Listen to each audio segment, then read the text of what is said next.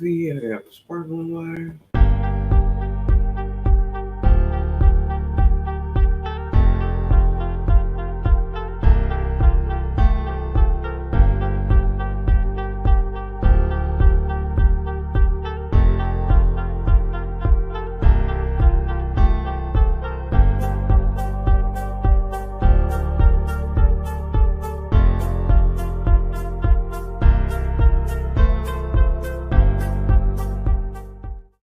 You found our show, so come on in and take a seat. Warrior class, we got the keys. Doom, doom, doom, doom, doom. To get you where you need to be, just study our show, and you're gonna grow like crazy. Watching you will see. Doom, doom, doom, doom. Warrior class, we got the keys, just watch our show. 'Cause it's for you and your babies.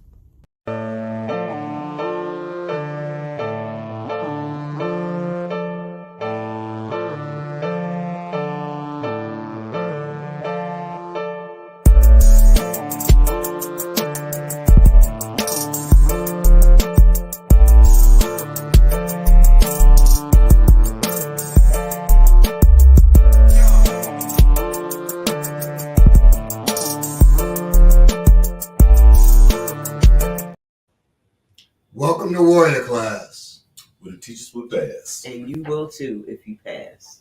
All right, this is the sensitivity and self-defense episode. We're going to get into it. We know a lot of... is the Ralph Tresvant of African martial arts, if you don't understand. Right. Need a man with He's Mr. Sensitivity. A man like me. Now,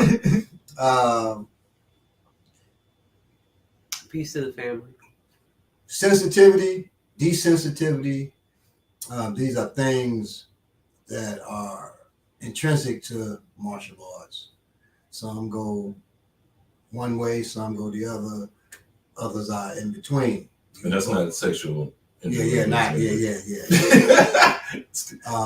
I don't want to use no Diddy no way. Everybody using that. Right. Still 2 minutes to be good, so. But yeah, so are you sensitive, insensitive? Well, desensitized. I don't say insensitive. Desensitized. Are you a combination of both? Does it matter? Do you even know? Okay. So we're going to get into those things today. And for those martial artists watching, it won't be spooky. Right. So, you know, I was talking to a Wing Chun cat years ago, a white dude who was highly advanced. And he told me that, Wing Chun had to come from aliens. Oh, because it was so because it was so advanced. He said because our chi sao, which we'll be dealing with today, our chi sao is such an advanced thing. The idea of using your arms for sensitivity, your arms, you can feel everything a person's body does. I said, that's something. He said, well, pummeling in wrestling. Mm-hmm. In all cultures, African cultures pummel, but I'm sure most cultures that wrestle pummel. Mm-hmm. That don't come from the aliens. If y'all heard the bird is bearing witness. That's crazy. He said it came from aliens. And, not even divinely inspired. And so I mean, he for several reasons. He said, well, he gave another reason. He was convinced that it came from aliens because of its advancedness. I said, so when people beat the Wing Chun practitioner, does that mean they got more advanced technology? Alien technology. Yeah, exactly. Better aliens. He's like, you're making mockery. I said, no, I'm serious. So he just wouldn't even answer. He wouldn't answer that because there's no answer because it don't come from no damn aliens, right? We can't be sure about it. We cannot be sure that Wing Chun didn't come. Just saying. And well, back then, I don't. I've thought about this later now, but back then I said, well, alien from another planet, their body structure wouldn't be the same as ours, so Chisao would make sense. Right, their sensitivity might not That's be right, in might their be totally different. extremities. And even if you look at creatures here, octopus, Maybe it's he meant all like brain. an illegal alien, like a like a Mexican, See? well, illegal Chinese. That's why that was my That is mistake. so cringy. So Chinese coming over here illegally, Right, the ones that helped build the railroad. or the one's legal. He's an alien. They call him alien, which is weird too. Call him alien. he didn't know what he knew. Yeah, Subconscious that's giving what him it the was. answer. You know what I mean? So we're not gonna. I am not a part of that. I just So want to make it clear. If you think that it's aliens or other stuff like that, stop. If you think, Fact. Salute if you think that. now if you believe it's chi, that's your belief. We're not going to argue that today. Salute. I'll just say, a brother, I was having the whole class try to push me. They couldn't push me, right? And then I went on one leg. Said, "Come on, y'all can push me." They couldn't push me. The whole class at one time, right? He's this brother from Jamaica. He called me over, who was watching us. He called me over. He said, "You're fooling your students, man. You're fooling them." I said, "What do you mean?" He said, "You're a chi master, but you're telling them it's not chi. It's science that you're using. You're fooling them." Because he so wanted to believe that it had to be something esoteric. It had to be, something from the ether. And Chinese. And Chinese too, yeah, chi master, yeah. For sure. As opposed to being scientific. Okay. I think two things can be true at the same time. So I believe you are a chi master. Still, that even though that wasn't the chi master move, he just thought it was. You still the chi, you know what I Well, mean? maybe I was maybe I thought he said master. cheese master. Cheese. I'll eat cheese like that. So maybe And I was, that's a literal and abstract meaning too. You say I'll eat cheese. You know when they say that down here, I'll eat cheese. no. That's a saying. That mean like I don't bullshit. You say I'll eat cheese too. That's Really? yeah. I'll eat cheese. I'll play the radio. All that. You know what I mean? Yeah. I'll eat play the cheese. radio. I don't understand. You know that's a saying too. I don't play the radio. Deep. No, seriously. That's Stop. I just learned something today. When people say I was today years old, Stop. seriously, I never heard that. So I don't eat cheese. I heard I don't cut cheese. That's something else. And everybody does cut the cheese sometimes. Sometimes. Everybody. Sometimes. I just But never. not you in trouble. I'm mysterious with mine. That's the thing. Yeah, so I'm worried like God. on mine, and my wife thinks it's weird, but 99% of the time, unless I'm asleep or something, 99% of the time I go to the bathroom to do Me it. too. I'm never gonna do that. Yes. Like that's not cool to me. And It's not cool, period. some people it's cool. Like some I don't couples. think nobody think it's cool.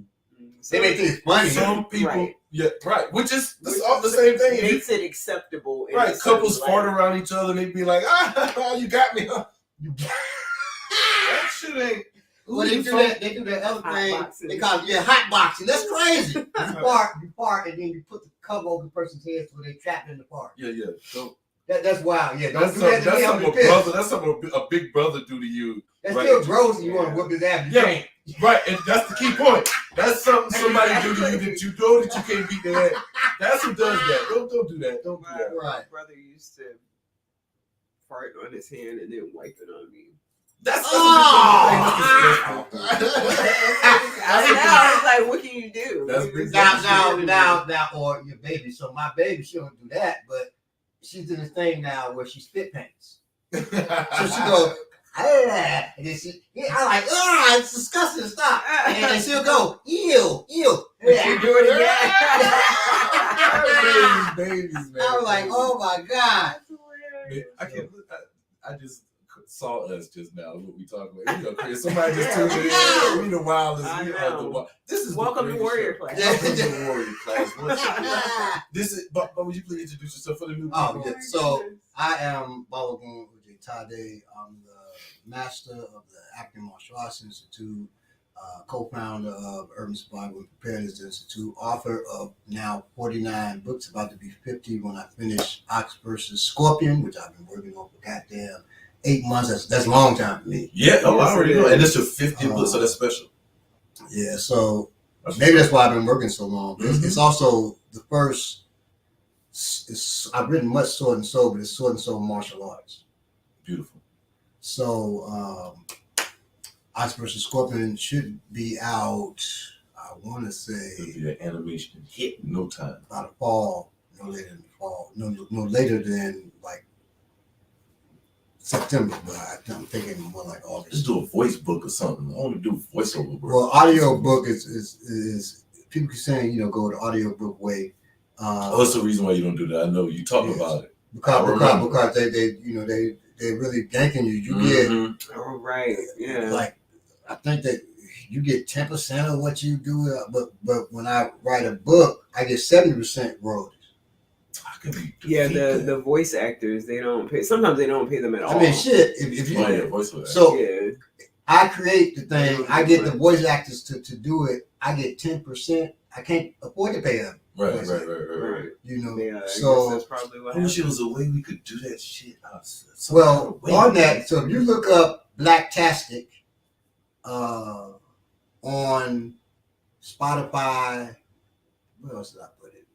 I put it in a different place. So you look up Blacktastic. I wrote a book. Well, several authors wrote the book, but I edited it and published it called Rococo. And we did the acting, the score behind it. We did several stories from that. So I can mobilize a narrator in British, so that sounded classy. I know that dude. I would love that. That's what I'm gonna do. And actually, so we had several people that you all know doing voices. I remember you talked about that. One was playing Nat Turner and different, so y'all can check that out. It's Blacktastic, BLACKTASTIC, and we're gonna get into the news as soon as I say this last name. There's a comedian, Amanda Beals, Amanda Beals, not Seals. Amanda Seals. That's okay. Yeah, who started? I was about to say there's so many. I wasn't trying to. Amanda Seals. Yeah, who started her? She did her Beals is a flat. Yeah. Went to school with my ex-wife. Same complexion. So not same complexion as me. As Amanda Seals. Oh, yeah. I was saying, you been funny. But Amanda Beals, when they did the commercial for her special, I think it was Netflix. Right. She said, I'm Blacktastic, and people cracking up. Oh, right. And several people who know me, they attacked her ass about that. Like, oh, that's my homeboy's statement. That's so. So we created a con called Blacktastic Con because I created the term Blacktastic. You always will see me say, that's Blacktastic. It can be great, it can be brilliant, it can be fantastic. But if I could say it's Blacktastic, it's a black person created, and it is astounding, right? So I've been using Blacktastic for about 20 years or more. And then she used that, and they were like, hey, that's my homie. No, I created that. She said she created, like, stop. You have seen that, especially during that time. That was the height of my popularity for one of the founders of steampunk. You saw it, you took it, but comedians always doing that thing, and they think that nobody else is aware of what they're doing, or nobody will be aware of what I'm doing. Corey Holcomb talks about that, about them stealing each other's jokes, because they do so many shows, and it's like it feels like it could be anonymous because you're in the middle of Arizona or something like that. So you do somebody else's act, and it's not recorded, so you think you're gonna get away with it. Yeah, I'm gonna tell you too. Almost like because I've seen it. It's almost like and Bob, you could just as a writer, when I used to write like rhymes, and I still every now and then when I used to write, sometimes because you've heard so much music, sometimes you'll say something and be like, think you came up with right. You'd be like, did I say that? And then somebody have to tell you, no, that came from so and so. So you're like, I've seen comedians when they just get up in like a quick 10, 15 minute kind of freestyle thing, I've seen them say things, a mixture of something somebody else said, like, and I don't think they notice. And I've said something before. I'll be like, yo, so and so said, and they're like, oh shit. And then a lot of them, their egos won't let them admit that. Right.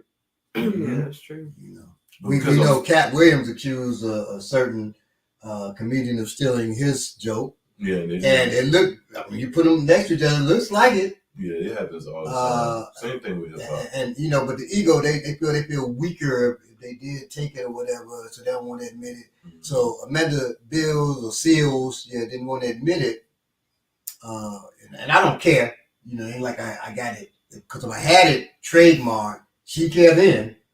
All right. So they asked to be sitting in court and paying me some money. Mm-hmm. Yeah. But you know, it's not trademarked, so it's cool. But I just thought about that. You know, that and it's key for this. It's key for this because there are arts that fully believe, not about aliens, but there are practitioners that believe that their form of sensitivity drill is just theirs. Right. Nobody else had it. Now some may have taken it from other folks a long time ago, right? But the arms and legs only move so many ways. Right. So I'd be foolish to think that Africans took, even though we did it first, because our arts are older. That is unique to us. Right, that's unique. And so Mongolians who were pummeling, we went to Mongolia and taught them, or they stole it from. Like, no. They're gonna have some form of right. It's gonna and that's what the Chi Sao and Tui Xiao, which is push hands. All of those things are translations of pummeling. Really, we're going to get into that. And like we travel, some people believe that we traveled and taught all the Asians our martial arts. You had a video of this well-known person who makes a bunch of documentaries. This sister came at me, about it. She said, ninjutsu came from the African. Well, he ain't into Africans. He said it back then, but he's definitely foundational Black American now. Right. But he said, came from the Africans gave the Japanese ninjutsu. Bullshit. Number one, we didn't have paid killers like society paid killers. Sure, we had paid killers, murderers or killer, whatever. But we didn't have society. The ninja it'd be whole clans, right, passed from family to family of murderers. I don't want to say murderers because I don't know if they're killing the innocent, but they're assassinate killers. Right. And that's their job. The job of, what the job of a killer is in African society? Publicly, as a killer, is a soldier. Right. That's a killer. A soldier's a killer for money, same way the ninja. That's closer to, but a martial artist. So ninjutsu's whole thing isn't about martial arts. It's about assassination. Now, because of the movies, they package these ninjutsu dojos where you learn ninjutsu. But it was an art of assassination. You don't have to do a kick or a punch to assassinate somebody. Right. So I don't know if it was, kick or punch back, and maybe because you got to, in case you lose your tool or whatever, right? Mm-hmm. But same with assassins here. But that's not their main. People don't say, the CIA is a martial art. Maybe one day these crazy mugs will say that I do CIA. but they're assassins. That's not all they do. They're spies, assassins, same way ninjutsu, right? The closest, if you want to know, in Africa too, and this comes from somebody who knows well, lives in Nigeria, told me this, that the closest they have to CIA, the closest they to martial arts, CIA, to ninja, I should say, that's that, is the OPC. Oduduwa's People's Congress. That's the closest they have to ninjutsu, where another priest I know was in Afghan, students from America there, and these people were attacking them, trying to take their money, and the OPC came out of nowhere and started whooping their ass. And the priest I know, he trying to break it up for peace. Like, dude, why you get involved in that? He grabbed one of the members of OPC, said, "Come on, brother," He grabbed him in his hands. He said, put his arm around dude, and his hands flew off. He could not grab that dude because the dude, he couldn't even feel him move, but he flew his hands flew off. And he said they mopped those dudes, and then next thing you know, it was dust everywhere. Next thing you know, they gone. That's the closest you'll see to ninjutsu in Nigeria, at least. The OPC, Oduduwa People's Congress. When the OPC, when Obasanjo was the president, the OPC broke all the Yoruba who were in prison out of prison in Nigeria. So that's that. Look up the Oduduwa People's Congress. All right. So we're gonna get into it. Peace chat. Yes, Jadarian. Black Timbo. Everybody. Yeah. So one thing, of course, I'm sure everybody's seeing about James, about the family that adopted, the children that they were basically put in the barn. Yeah. Oh wow. You don't know heard about this, no. Yeah, so this is a white family adopted black children. Adopted more than black children. They had other children too, but they only did this to the black children. The black children slept outside in a barn. They didn't go to school. They basically lived. They were like slaves.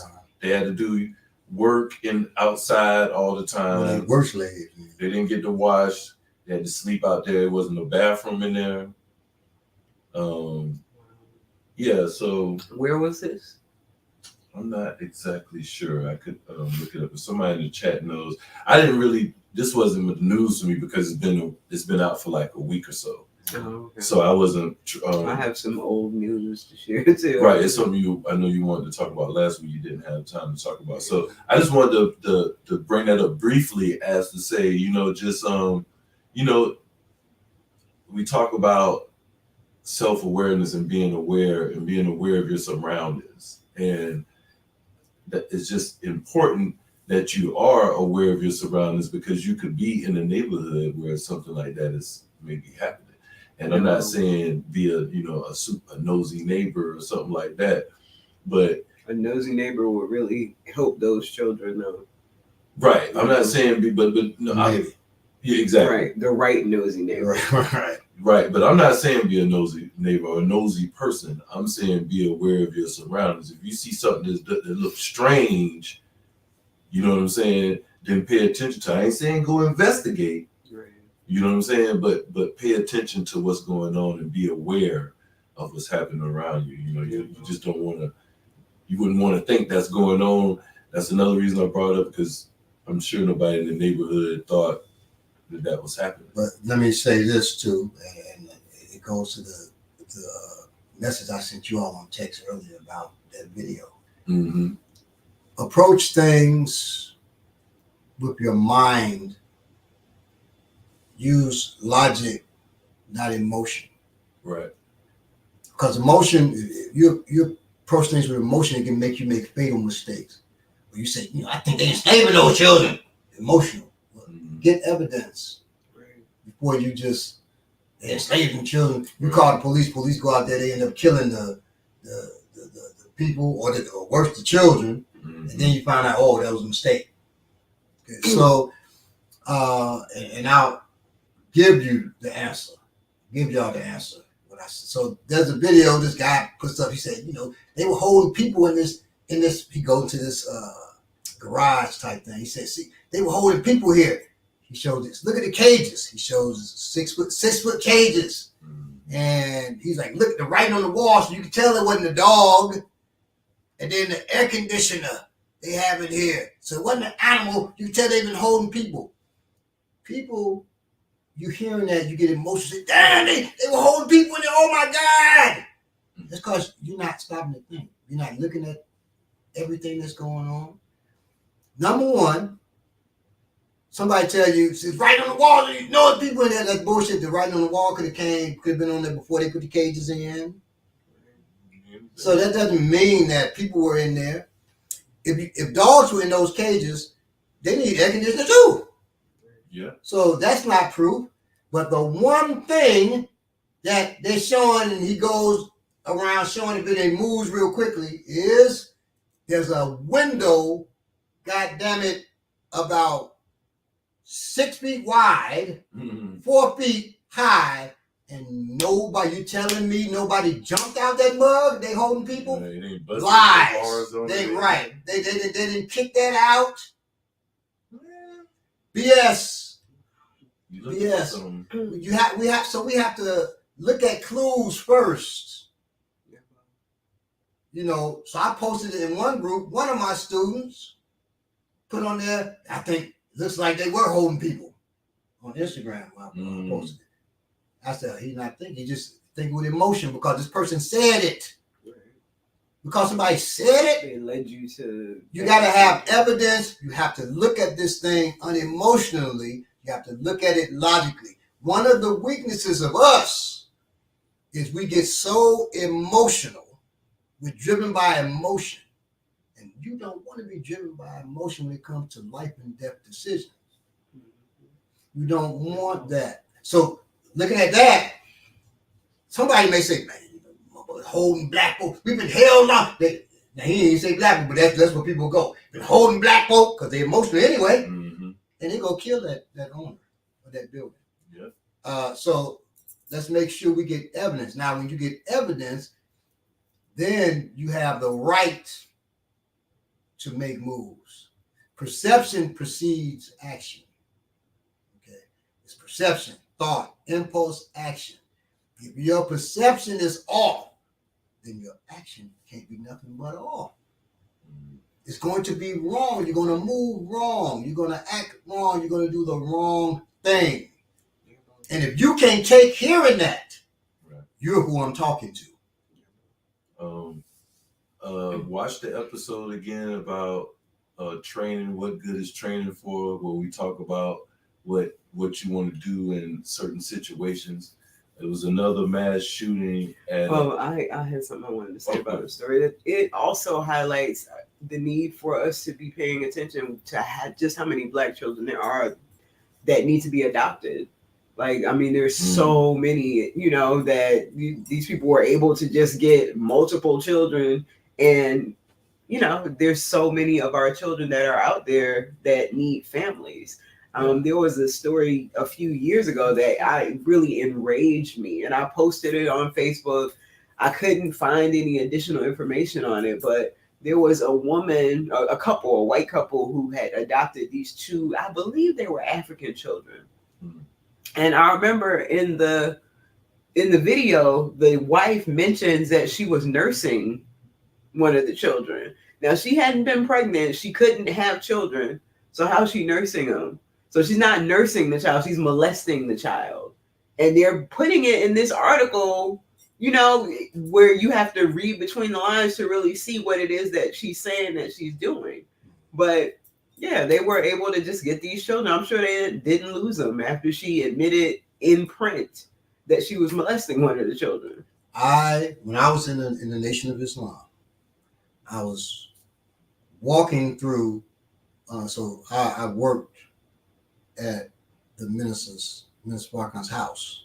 Okay? But so I also held a certain rank. I was walking around in Mosque Mariam. And so there are people who work there, many people, secretaries and different. So I go, one brother said, hey, I'm here to pick up my wife. I happen to be in there. He said, can you go and let her know? Because I've been waiting for a minute. I said, okay. So I go back to let her know. You can't just walk unless you have a certain position, right? Through Mosque Mariam. So I walked. Mosque Mariam is in Chicago. I go back to the offices where some of the secretarial staff is, where I know she works, to tell her your husband's out there.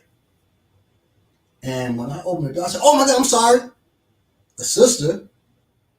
Now him and her have a baby. a sister, not his wife, is nursing the baby. I said, I said, I'm sorry, did I start? I said, hey, what are you doing? That's not your baby. And you never had a child. We all knew each other. I said, so what are you doing? She said, oh, I'm sorry. Takes the baby off her breast. I'm standing at this point, I don't care. I'm worried about the baby. She takes the baby off her breast. She says, excuse me, Brother Adam. Covers herself, give it to the baby. And the mother looks at me, she said, I was just teaching her how to nurse when she has a child. I said, oh, really? Okay. You can learn to nurse when you have a child. I said, right. I said, to train that. I said, well, I'll let your husband know. Mm-hmm. Okay. I'm going out there. She said, no, brother, I said, and I go out there and tell him. That's illness. And he says to me, he said, oh, really? He said, thank you. He said, you know what is a blessing being in the Nation of Islam? Our communication network. That's all he said. And all I know is, I won't say his name because he's still my Facebook friend and everything. But his wife stopped coming to the mosque. That's all I'll say on that. That's disgusting. So, and that ain't no blame on the Nation of Islam. That was them. I'm just telling you the context of where I was. Right. Yeah, this can happen anywhere. Weirdo stuff. Right. That was very strange. But once again, I didn't move emotionally. Right. To be like, you molesting this child and F up sister, whatever, because, hey, in her mind, she may really feel I'm training this sister to nurse. You don't have to do that. You don't have to at all. You have to train to nurse. Right. It's something that you can learn to do once you have the baby. Right. It's not. And a baby's going to, you put a baby in your stomach, it's going to make its way to your breast. Right. Exactly. So you don't have to. It's a cooperative thing. Right. Like, and I know the baby probably sitting there like, what's going on? Exactly. I ain't getting nothing here. Kind of like sex. You don't have to train for sex. Nothing coming out of this. It's like a man told you got to train for sex. Well, and that crazy nature boy dude said he was training his son, letting his son watch him have sex so he could train him to have sex. You don't have to train. I'm not even. It is ridiculous.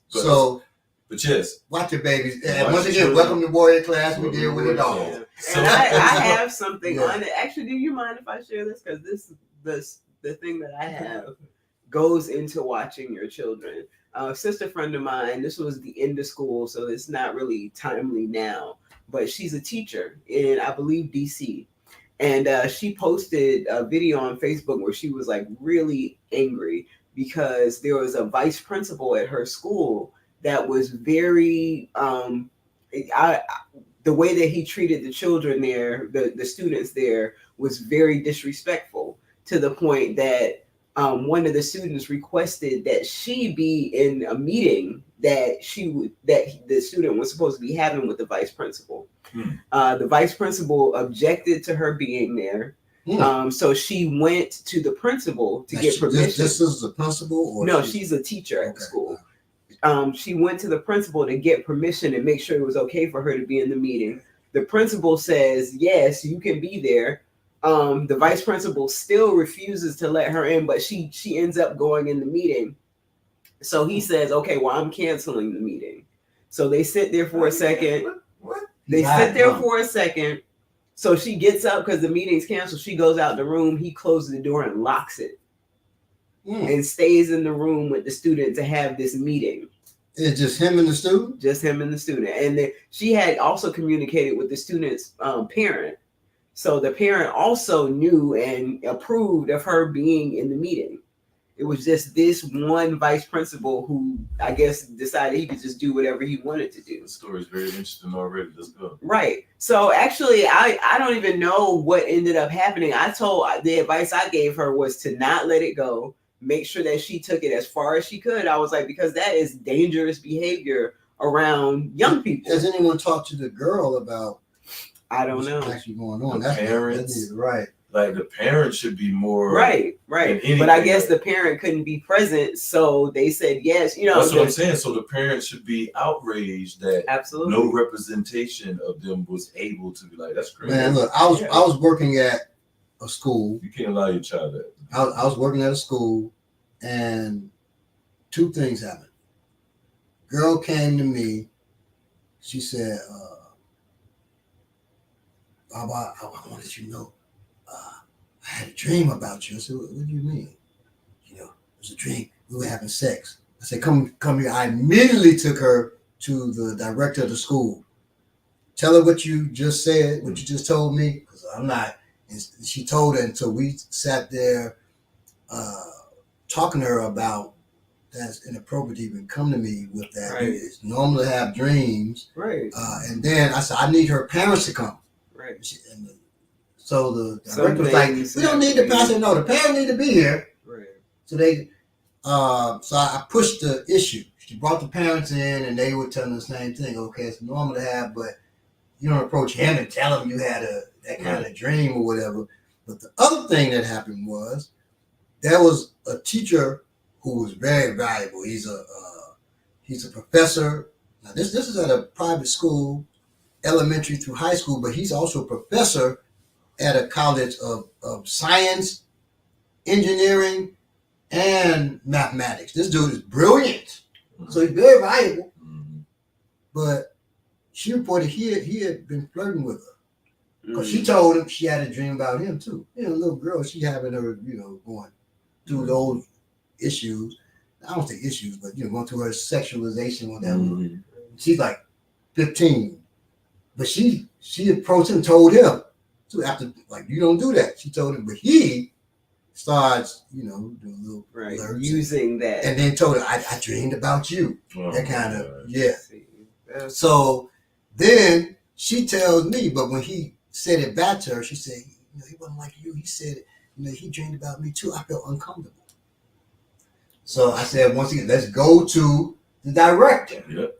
We go to the director, tell her what happened. She tells her, she said, okay, go on out. So this is going out. She said, we can't keep this to ourselves. I said, what you mean?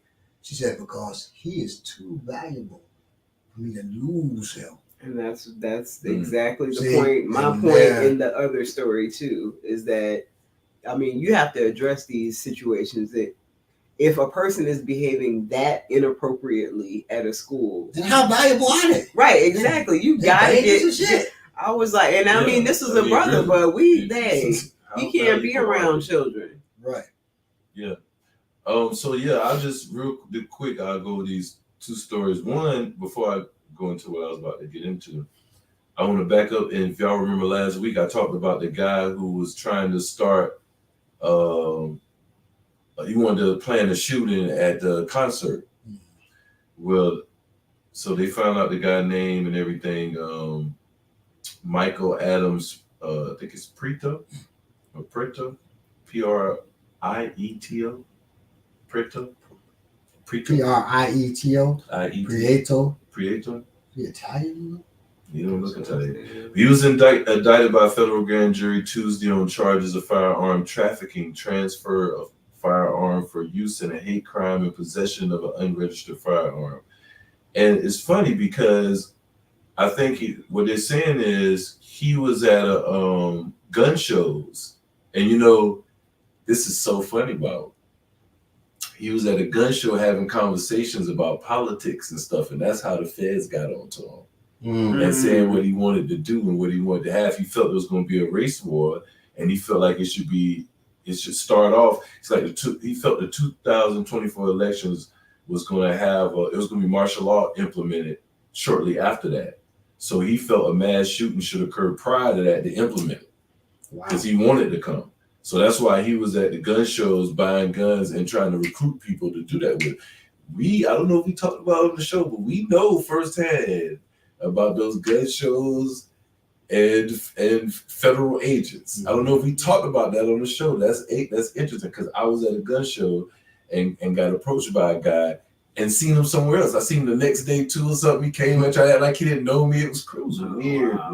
But yeah, that happened. So you think you can speak freely. Right. There's a black dude and everything. He was trying to talk to me about getting a gun still being a felon and buying a gun. And he was like, "Yeah, I think I'm gonna get dude. But dude gonna hook me up though. He gonna, you know what I'm saying? You should go fuck with him." And I was like, "What you talking about? Why would I need to You know, well, you know, dude said to me once, just real quick. Now you know what? I'm not gonna. Mm-hmm. I'm not gonna go there. But yeah, be careful out here, y'all. Yeah, so just know it's people like this that are around, and this is what they want to do. So that's one story, but it was also another mass shooting at a grocery store. This was in Arkansas, and I think it's 8 victims that were injured total, but it was a 44-year-old white male. His name is let me see if I can find his name. Is being charged. Travis Eugene Posey is being charged with capital murder. Deadly Arkansas grocery store shooting. The 44-year-old suspect has been charged with 3 counts of capital murder. A 4th person has died on Saturday following the mass shooting at a grocery store in Arkansas. Authorities said police respond to a shooting at a Mad Butcher grocery store in Forsyth or Fordyce. Fordyce, yeah, I guess it's Fordyce. Strange name. About 40 miles south of Little Rock. Early afternoon on Friday, police said 3 civilians were killed at a shooting and 8 civilians were hurt, police said. The 4 victims included a 23-year-old, a 23-year-old woman, a 53-year-old man, a 62-year-old woman, an 81-year-old woman. You know, so these cowards, they will always go to the stores when they know it's the senior citizen shopping day. Right. So just be careful for seniors that are out there, for people that have parents that like to go shopping on those days because they get discounts. Because these punks, they go on those days, they figure those people can't defend themselves. They're usually not armed. And so can't run. They can't run quickly. So it's soft targets. That's what they're looking for, soft targets. Okay, he's on Travis Posey of New Edinburgh. He's being held at Wachata County Detention Center. I know what you're talking about. But is he? So how old is he? Does it say? 44 years old. Detention Center. He'll be charged with 3 counts of capital murder with additional charges. Okay. That's another reason to highlight. Also, you know, older people in your family, myself included, getting them to move around a little bit more, stretch a little more, you know, stay active in their bodies, because a lot of that, I can't move, I can't do this, I can't do that, really comes from just sitting around, you know, leading a very sedentary lifestyle. Also, like, there's definitely older people who can move. In situations like that, just from not doing any type of movement, a situation like that could send someone into cardiac arrest. Right. That's true. And that's what some people can be dealing with and right now. Carry tools. Advise your senior loved ones, if you're senior, carry tools. Walking stick. But yes, so melee tools, non-firearm tools,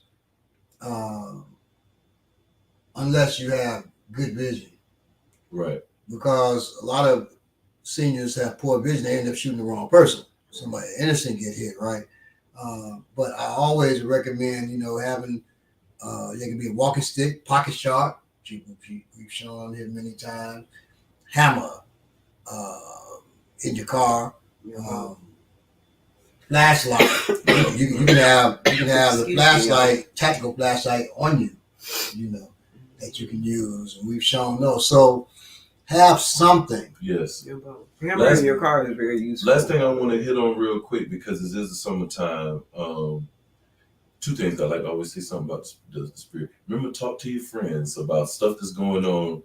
If you don't have anybody to talk to, find somebody to talk to about things that's going on that you feel like, if you feel like it's something you need to talk about, find somebody, talk about it. So that's one thing. The other thing is, man, I posted this using this mosquito repellent. We got to be crazy people and not even realize it, to use things that we don't even understand what the ingredients. I got my daughter at an early age, whatever she wanted to eat, if you can pronounce the ingredients. That was one trick. And then it had to turn into, if you can tell me what the ingredients is, because if she got good at pronouncing stuff, okay, you can pronounce autodactyl cryomat, whatever, but do you know what it is? So we got to be honest with ourselves when we look at this stuff. So I showed a clip where this guy had off, and he sprayed it over his peaches to try to get the bugs away from his peaches. And what it did was kill the peaches. So he was like, wait a minute. So he sprayed it on the sidewalk, on the weeds in the sidewalk. It killed the weeds better than Roundup. And then, so he showed a video because he couldn't believe it. You put it on yourself. We put that on our skin. Think about that. Like, that's crazy. Well, and I use it sometimes. I try to use the natural, and I still feel weird. My body feels weird. It's like a chill once I wash it off. Well, for my peanut lovers, I was taught many years ago by somebody who used to work in the peanut industry. Peanuts, DDT has been sprayed on peanuts for so long that it's become part of the molecular structure of the peanut. Wow. So if you're eating a peanut, it's killing you. So don't mess with peanuts unless organic. And I've never seen an organic peanut in the store. Holy shit. Never. Excuse me. There's organic peanut butter, but I've never seen an organic peanut. So where are those organic peanuts that make that peanut butter at? So peanuts are also cooked. Peanuts are also very acidic. So that's another reason. I'm glad you said that. Yeah. How about, have you ever thought about the greens, the produce section that sprays the mist, right? So you said water, right? This guy's in Sprouts, and he followed the little. I'm showing it to Barbara right now. He followed the guy. It says Produce Max right there. He followed the guy. He followed the tube right to the top. This is in Sprouts, where you think the produce is supposed to be top notch, everything big. Exactly. It's called Produce Max. It's not water. So it says top. It says if you look it up on the bottle, it has steps for you to take if it just touch your skin. Wow. If it touch your skin, wash your all of this. If it touch you. And they're spraying it on the damn produce that you're definitely going to touch, especially after the water just rinsed it. You know it's clean. That is, just understand is nobody cares about your health but you. Yes. KFC workers or KFC workers, no. People who like eating KFC. One of my closest friends, Tamika, she worked at KFC. She was a manager. She said when they would get the bucket with the batter, they have to wear gloves that go over their elbows and get that. And if that shit got on you, they had to go into this thing and wash it all off immediately. So it was toxic. That's how the stuff that's the stuff that go on pork skins. That barbecue stuff that go on pork skins, you can't even breathe it when you put it on the pork skins. You can't even inhale it. You got to wear a mask while you put that shit on there. Man, hey, do the best you can. Right. Do the best you can, y'all. We're gonna get into it, but always be paying attention. And don't use this. I'm broke. If you broke, you can get stuff that's not. It's no excuse because Dollar General has soap with 3 ingredients. Right. Yardley's is in Dollar General. Dollar Tree. Yeah, Dollar Tree has it too. Has Yardley's. I know where all the cheap stuff another really good soap that's in Dollar General or Dollar Tree also. I can't remember the name. If you think about what we're saying, this is all about being aware, self-aware. This is all about your awareness when you work. Hey, what am I putting on my skin? Right. What is in this lotion? Go ahead. And also the very simple thing of making sure that you really realistically in your mind connect what you consume with your health. Like it sounds silly almost to say, but most people, just because of advertising, I know I'm always talking about that, but they just, what you eat is not causing what's going on with you. Like, there's a disconnect there. That people just will not accept that. Like, I just need to go to the doctor and get something to take. Because, they just don't want to accept that whatever is happening with them has something to do with what they're taking into their body. It's like people always tell me, all my friends, all the people that see me when I go home, you look like you look in school. You still look the same. You still look the same. What are you doing? Right. And then nobody believes. Right. Nobody believes. Exactly. I'm not doing No one wants nothing. to do I don't it. exercise a whole lot. I just don't eat that. I ain't Right. smoking crack. Right. You know what I'm saying? And I'm just eating stuff that's alive as much as I can, and blah blah blah. And people don't want to. You're right. They don't want to. They don't want to believe that. So don't. My brother that passed, rest in peace, my brother Andre Smith, that said the one thing to me that I'm never going to forget, and it grows, and it's so simple. Don't lie to yourself. And when he first said it, I was in my 20s, and I was like, it gets heavier and heavier, because that's where the real work is. You can lie to everybody else. I don't advise you to, but when you and think about it, those people that be like, you know what, I'm gonna do so and so and so, and you know they lying. Your body get used to you lying, so it don't even react. Wow. It don't even react. This is scientifically proven. What I'm telling you, I promise you, this is scientifically proven. You can look this up. You lie to yourself enough, your body won't react to you. So now you have more than you know you're lying. Right, your body knows right. now. So now you don't even release the chemicals of success or about, you know what I'm saying? Because everything is physical as well as mental and spiritual. Physical things happen when you have a decision. When you make a decision, the root word, oh man, you don't talk me this. Something has to be cut off. Ooh, excuse me. When you make a decision. Sorry. So a lot of times we think we're making decisions and we're not, because you ain't cut off nothing. I'm gonna start doing this, but you ain't stopped doing that. Right. Let's go, Bob, because I'll start preaching up in here. All right, so there are arm toughening drills in many martial arts. Usually this consists of banging various parts of your arm against a partner's arm or a tree or some other object. Let's do this. Should this particular practice have a place in your self-defense practice? Mm-hmm. So, like this here. Go like this. We go, wha, ha, then down, ha, then come back, ha, ha. That is used in karate, kung fu. They say you toughen the arms, you deaden the nerves, all of that. When you hear somebody say deaden the nerves, we're gonna deaden the nerves in your arm. Keep going. Whoa. We ain't get to that part yet. Oh, I'm sorry. Just be careful. Anyway, so should that practice have a place in your self-defense practice? Many martial arts have sensitivity drills on the other end. So arm toughening drills versus sensitivity drills, such as Chi Sao or Hubud. And I used to make fun of my friends who did Kali called Hubud Hubba Bubba. There's a gum, you do that Hubba Bubba again. So some martial arts like Northern Praying Mantis, Wing Chun, Hung Gar, and many of the indigenous African martial arts, such as Lamba, have both arm toughening and sensitivity drills. And he wasn't making fun of the art of is it Hubud. Hubud. What is that? What that art is that?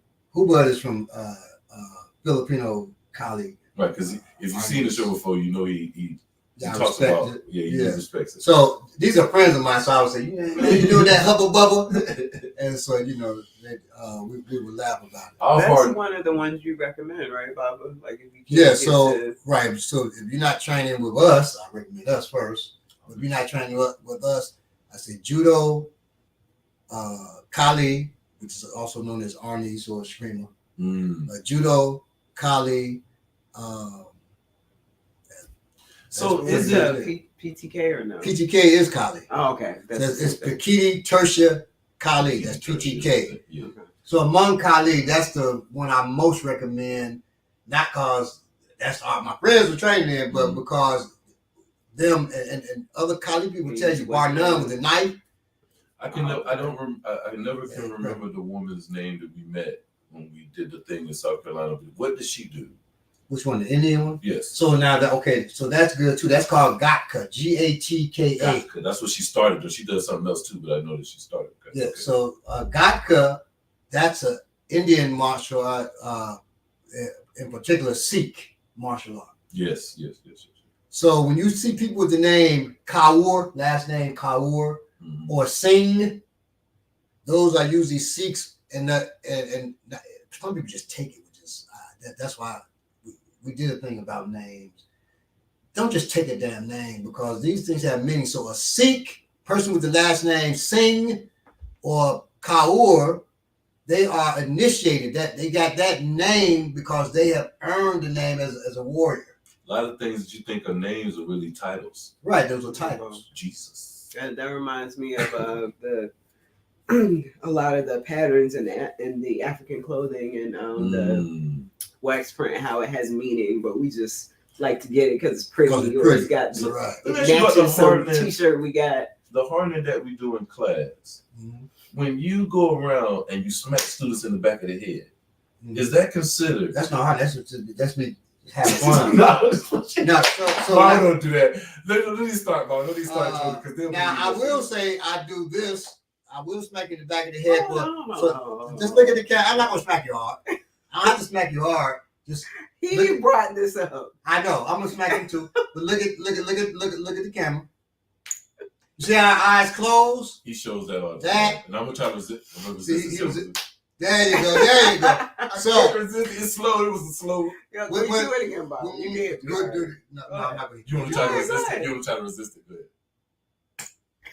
She's still bleeding. It was a quick bleed, but you bleed. So that's all you need. So when we grab you in the collar tie, right, when you blink, the fist is coming at you at the same time. So when you blink, you by the time your eyes open, you're eating this. Like I meant that's gonna say the smack. Yeah, exactly. Bobby don't smack people side. I don't smack no. I'm telling you, it's be funny because you be expecting him to do one thing, Bobby will hit you like this, like, "Are you okay?" And you do it, you like this. He's not that. It's funny. It's that, you know. So anyway, the stated purpose of arm toughening drills found in the arts of karate and Shaolin Kung Fu is to either decrease the intensity of shock when someone blocks your strike or you block someone else's strike, deaden the nerves in the arm for delivering blows. For simplicity's sakes, we're going to refer to the three striking surfaces of the arm. Okay, the radial bone and accompanying nerves first. The radial bone. So this is your radial bone. Radius. The radius, yes. This is the ulna. Right, the ulnar bone and nerve, and the muscle between the radial and the ulnar bone. Right. So the muscle between here, that right there. That muscle there. Right. So some arts like and this muscle here. Oh yeah, that's also a part of it. Yeah. So some arts like Ryu karate, what is that? Ishinru karate. Ishinru karate will only block with the last striking surface, muscle blocking. I think that's a pretty good idea. This is because the surface has very little nerve to damage right there. So that's a good one. The nerves needed for sensitivity drills like Chisao are the radial ulna and the underside of the wrist. This. Yeah, right up in there. Only blocking with the muscle part of the arm seems ideal. Still, it seems like the other surfaces would need to be toughened in case they're banged by a block or strike.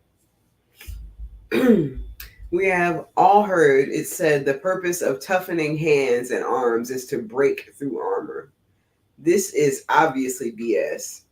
If ever it was possible to break through armor, it is no longer necessary to do it in this day and age. More BS taught in karate is you toughen your bones so that you can break other people's bones. And if you break a board, you can break a bone. Total BS. A 5-year-old can punch a board with the grain of the board's cut and split it in two. The same 5-year-old can punch a man in his shoulder and that man will think he's playing. Think about it. Right. In the indigenous African martial arts, sensitivity is more valuable than toughness. Okay. Sensitivity is more valuable than toughness. You got to have both. Mm-hmm. However, there is value in toughening not just the arms, but the entire body. Yes. So that you are more resistant to hard impacts, including punches, kicks, and falls. But is there a balance to be had? How do you toughen your arm and your body without killing the nerves? Because we ain't killing no nerves. First, with regard, and you have stroke, some nerves are killed. You don't want that. Mm. You have diabetes, some nerves are killed. You don't want that. Right. First, with regard to the pain lessening, slamming your arms against another person's arms, like me and Ominiki were doing, or against an object, does indeed deaden the nervous system's response to pain, but it's short term. The effects start to wear off in a day. Yeah. And after a week or two, it goes away completely. Keep doing it over and over, it will become permanent because you will have suffered irreparable nerve damage. And you will be forever insensitive to pain, to your opponent's movements and intentions, and to your environment. You want to be able to have that sensitivity that you're going to lose from doing that. That just doesn't make good sense. So when a nerve in your limbs feels pain, it sends a pain signal to the brain. In the brain, neurotransmitters are responsible for communicating the pain signal to the brain's neurons. You only experience the pain at this point. What happens next is the brain responds by secreting neurotransmitter blockers that prevent the pain chemicals from causing further pain.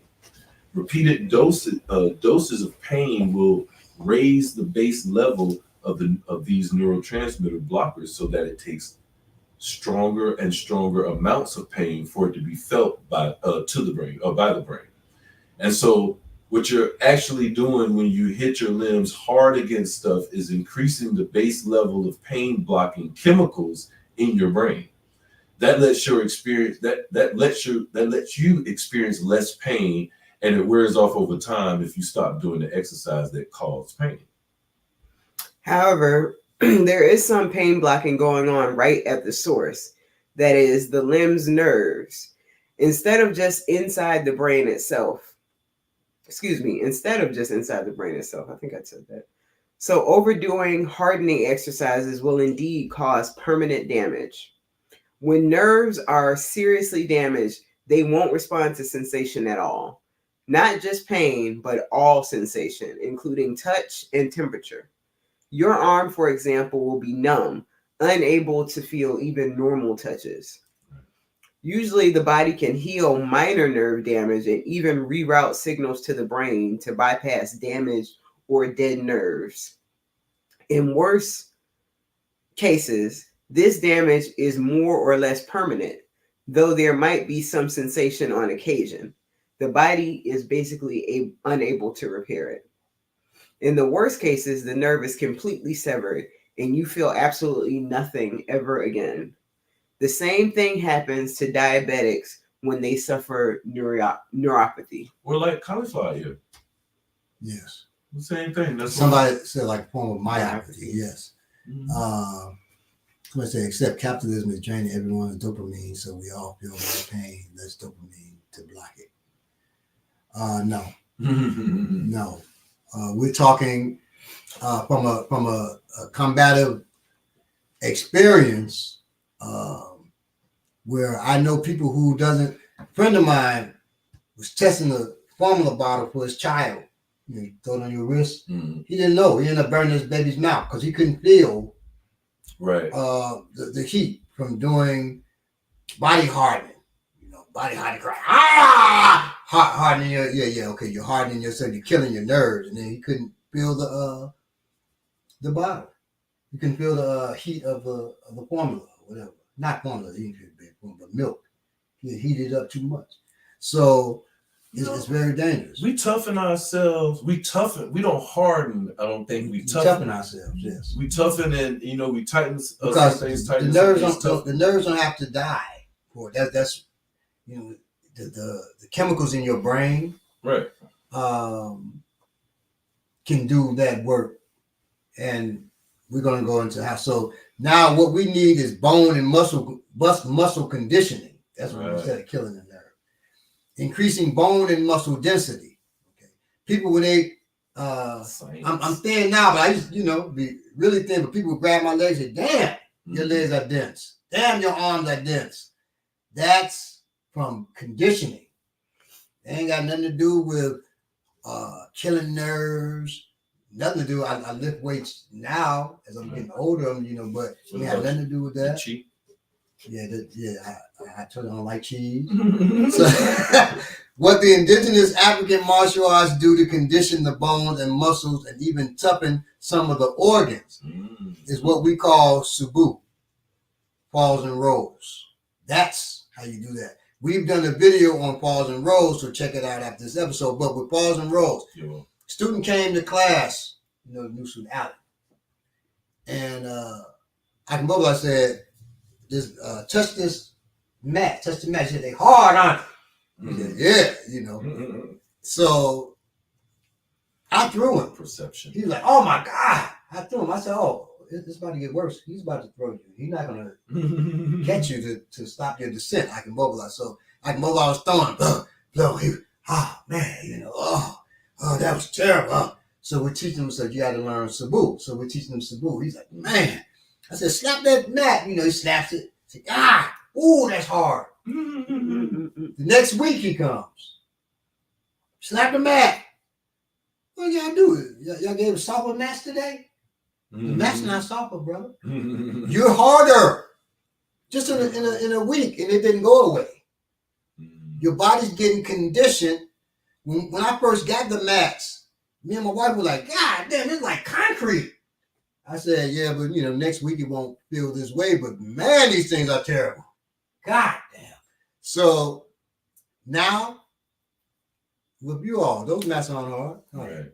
But people coming in there think they hard as hell. Yeah. Grateful for them. Because we are conditioned. You don't realize how conditioned your entire body is.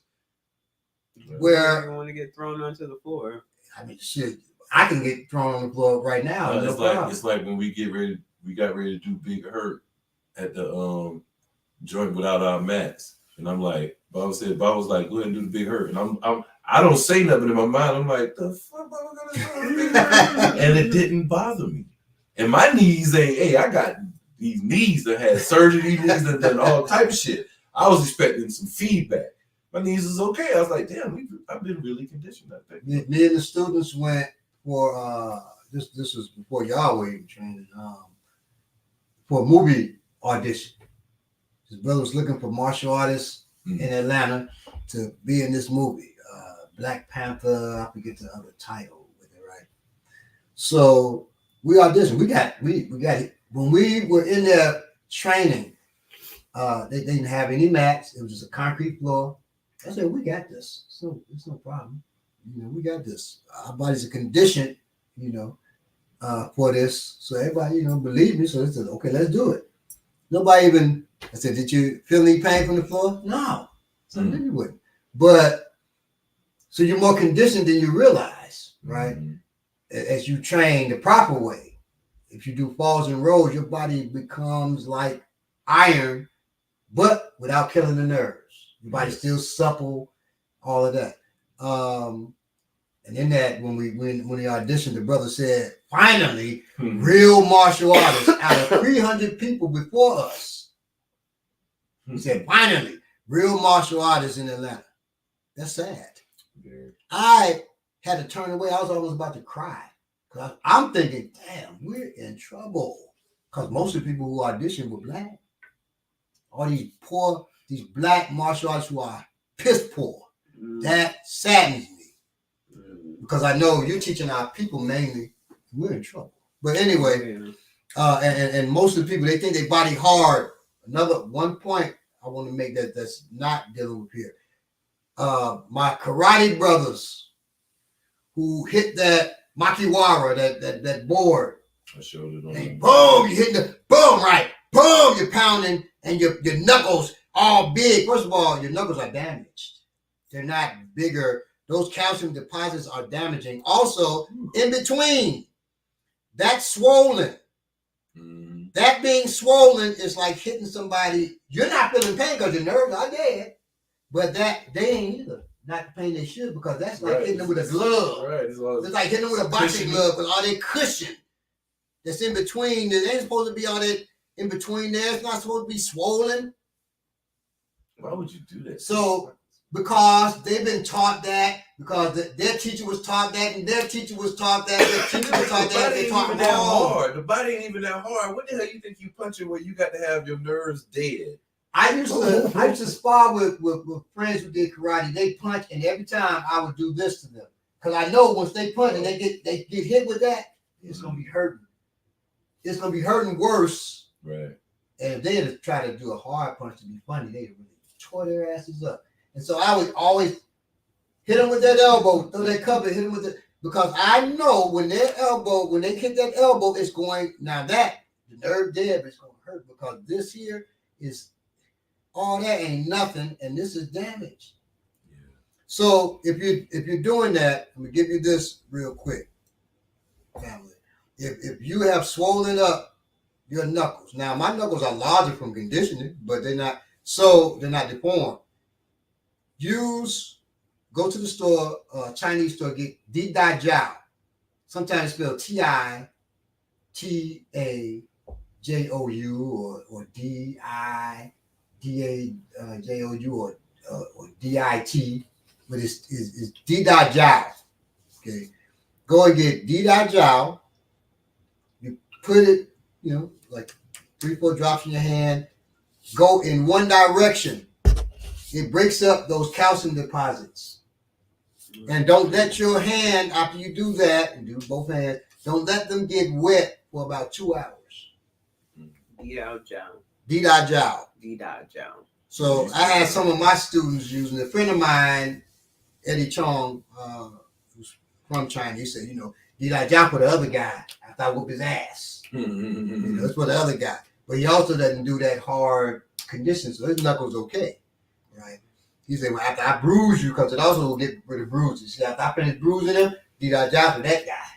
As a kid, I was doing the iron fist technique at like 10 years old. I don't know where I got the whole technique from TV or a magazine, but I had to hold the sand, beat the thing. Yeah, it's like a routine. Now, right now, the gravel. I did it one day and ain't do it no more. I think I'm gonna get smart. So we hit a bag, canvas bag, and be careful with that. If you can get leather, but we couldn't get leather back then. It was too expensive. Now you might can't. So canvas bag, and we're hitting that with beans in it. So first you get beans, then sand, because sand is more compact. And you start with beans first, because it has more give. Then you go to sand. Well, I said, I'm gonna go with I'm gonna put steel ball bearing in mine. So when I hit my hand, gonna be like, And so I'm doing that, and I was getting to the point I couldn't open my fingers, and my fingers were getting a green tint. And my father said, "Boy, what are you doing that for?" I said, "So my hand be like iron."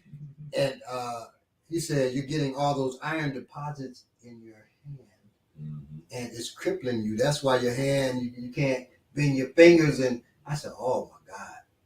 And so that's when he told me get Deadened and put it. And so I started using that and breaking up those iron deposits, and never did that again. You gotta know what you're doing when you're dropping in the water. You say, "Well, I dropped my hand in water to get hard." Jumping in. That also raises your blood pressure. Right. So if you are doing that, then you do a lot of meditation. You definitely have to eat right, because your pressure is being raised. Just so you know, okay. So that's just from me to you. He was reading too much Power Man and Iron Fist. Yeah, exactly. I was and when you gotta scream to say your shit like iron, like mystical, then doing that kind of job, then your shit, you're doing it wrong.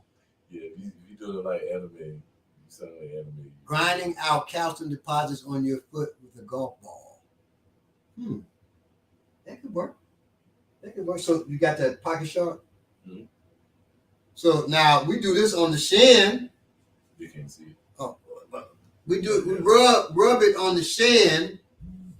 Mm-hmm. That's what I was going to show. Okay, because and that's a form of conditioning too. If you feel a lot of knots and it's not comfortable, those knots is damage to your shin from whatever, maybe playing basketball, whatever it is. You rub those out. It's not going to be comfortable at first, but after a while you realize, man, I don't know how they feel this. And then you can start tapping lightly. You ain't trying to kill no nerves. Do you ever do this part like this? The bone right here. Can you tell with that? Yeah, With so you can do that. So you can do that rolling with any bone, right? And it'll condition it right. Now with your arms, I can do that. I've been conditioning for a long time. Mm-hmm. But don't do tapping on your arms right now until you really condition, right? But you can roll, and it's good for you. They've seen me do this with wood, sticks, different stuff. So don't do this at home, folks. You get that level of hitting that will damage your nerves. You gotta work up to that. Just roll. So you can roll across. That's hard to do, but just rub, really, not roll. We call it rolling, but you're really rubbing across there. Okay. Yeah. And if you tap and you say, man, my jaw hurt, stop tapping, and then while it's hurting, while you roll that pain out. Yes. Okay. So be uncomfortable. Yeah. So more important than bone and muscle conditioning is sensitivity, which is feeling your opponent's energy and responding accordingly without hesitation. We call this touch and go. One of the aims of sensitivity training is to eliminate or reduce hesitation during a violent encounter as much as possible. So, example. So, use this. We can just sit here. So, if he is holding you hold a knife. So, if he was using a knife. Knife is a situation you got to control, right? You got to control it. If you just touch it, it'll cut you. But say if he, thrusts or whatever you want to do with it, right? And I go, and I'm thinking. That's a lot of time. You'll be dead. He's going to snatch that from you. So what you have to do when he goes, I have to go. I have to move with him.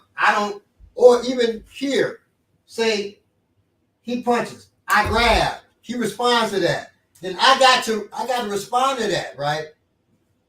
He punches, boom. He punches, boom. I got to respond to that. I have to be able to respond. He got to respond. And I punch here, the best response. So usually I punch, I put my energy in. It's hard to do anything. But if he's standing, he can step around, right, and bring his arm up. So once he brings his arm up, then I come inside. So you have to, I don't know what he's going to do, right? It doesn't matter what he does because let me close my eyes. If I take these off, my eyes are closed anyway. I can't see. But say I'm here. That's all I need. You still have me. I was right.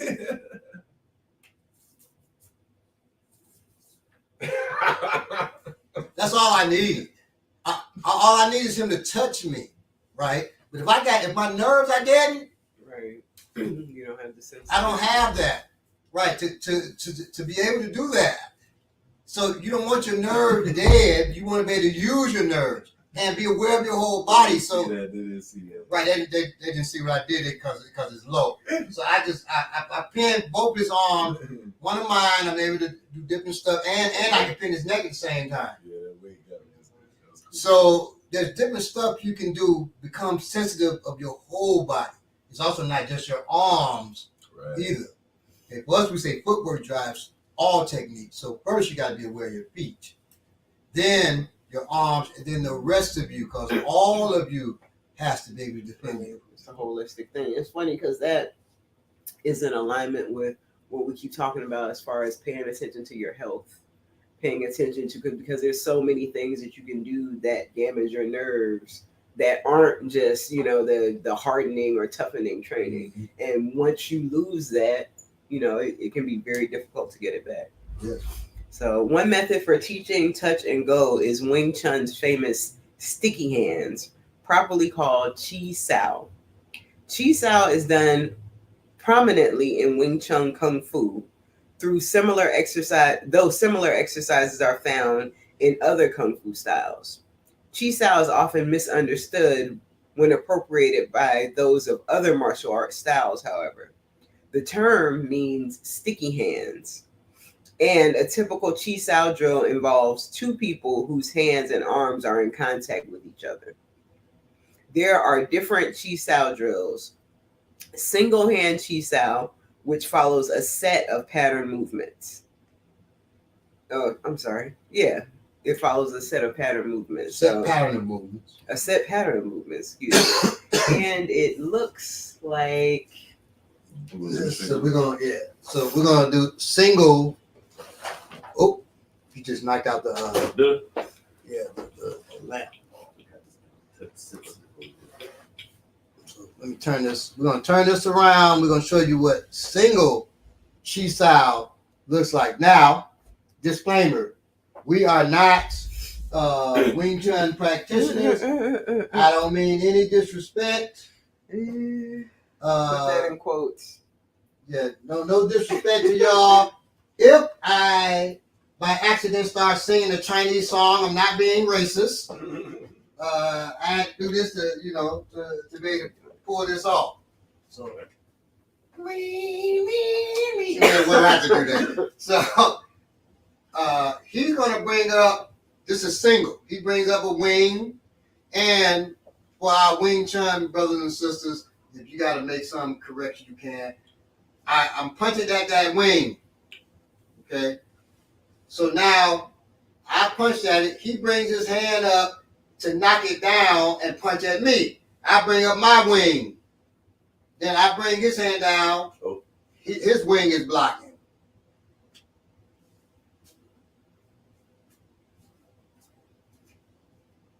And then I can, go into other stuff from there. Okay.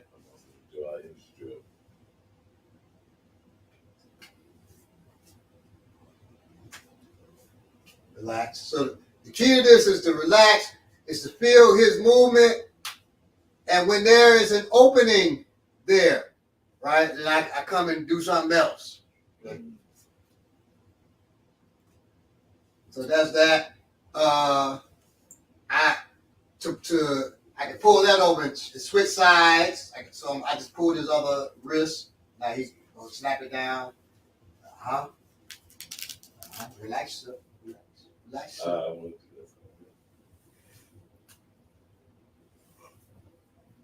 Now open that up. Sweet. They told me not to do it, but then I'm watching all these movies back in the day. Sweet. Okay. And of course, what we forgot to be sitting back. We got to be sitting back. I had my lean back. You did? Yeah. Well, now I feel real with this guy now, boy. Oh, snap. So he comes over. And Ominique said to throw my Bill G. See, hey, my Bill G fingers in there. He's been watching. Yeah. And then I pull his hand out, Bill G again. Yeah. Now how y'all train this, I don't know. Train to the eye like that, but hey, Bill G. And Bill G sound like you heard the mother. They condition the eyelids. Smack them. Say I did it right. So what they do now? Y'all probably do this with your eyes. He closes his eyes, and I just slap his eyelids like that. Then you slap mine. You get right here, just And tap me with your thumb. And then as you get older, you keep your eyes open, and you get more advanced. I'm tapping the ball. You gotta be involved. You let somebody do that to you, you are a fool. So that's single. All right. That's another thing that we. So now we're gonna go. I guess we could just stand up because we're going I got to another one now. So that was single. Then you progress to double hand Chi Sao, which looks like this. Okay, so double Chi Sao. His hand is in. Check me out. His hand's in Bong Sao.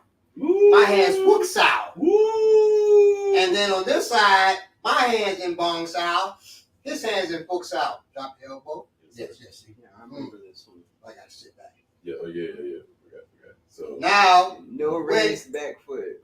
when my hand goes, no raise back foot, that's Tai Chi. No, I'm saying y'all are. Oh, we can't raise our back foot because we sit back on that yeah, move. So when I drop into now dropping the Tang Sao, his Fook Sao follows me down. When I come up, it follows me up. Down, up, down. Now if he does the same thing, up, I follow, down, I follow. And then so when he's down, I'm up. When I'm up, he's down. So that's the double. That's double Chi Sao, right? And so from here they attack. So you gotta feel it. You gotta feel where he's at. Yeah. Now come over and hit. Now you say, well, that looks terrible. Yeah, it looks terrible because we don't do Chi Sao, but that's just so from here. I hit the ha. definitely wide open. Ha! Definitely wide open. That sound to Bruce Lee. Oh my Right? God. See, come on. See? So And now I'm sure all in Wing Chun class they all do that. Right before they attack. we know they do not always. Yes, we. Hoop. That was good.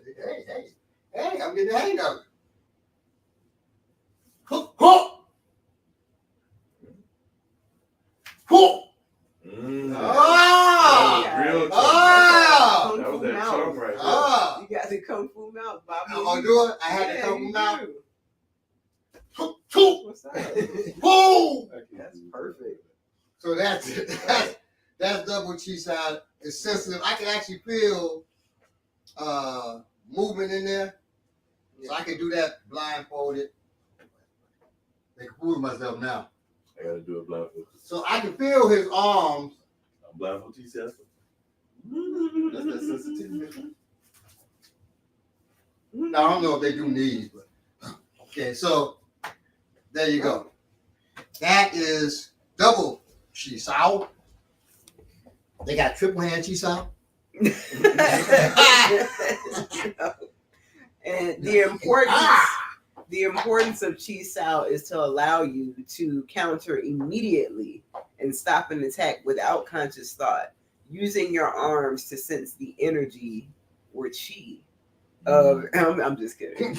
To sense the energy of an incoming attack and react accordingly. The question comes up: can you use Chi Sao in a self-defense situation? I can tell you with a certainty that Chi Sao isn't self-defense at all. Sorry, Wing Chun folks. I'm sure there are those who say you're right. Some people, probably figure that's the learning to fight through that. Okay. Right. However, training in it will provide you with touch and go reflexes that you'll need to survive a self-defense situation. If you train in sticky hands, also train in a grappling system like judo or freestyle wrestling. They will bumper each other and make you better prepared for the street. Now, the reason you say, well, how could you say that? Because there's nobody doing this in a fight.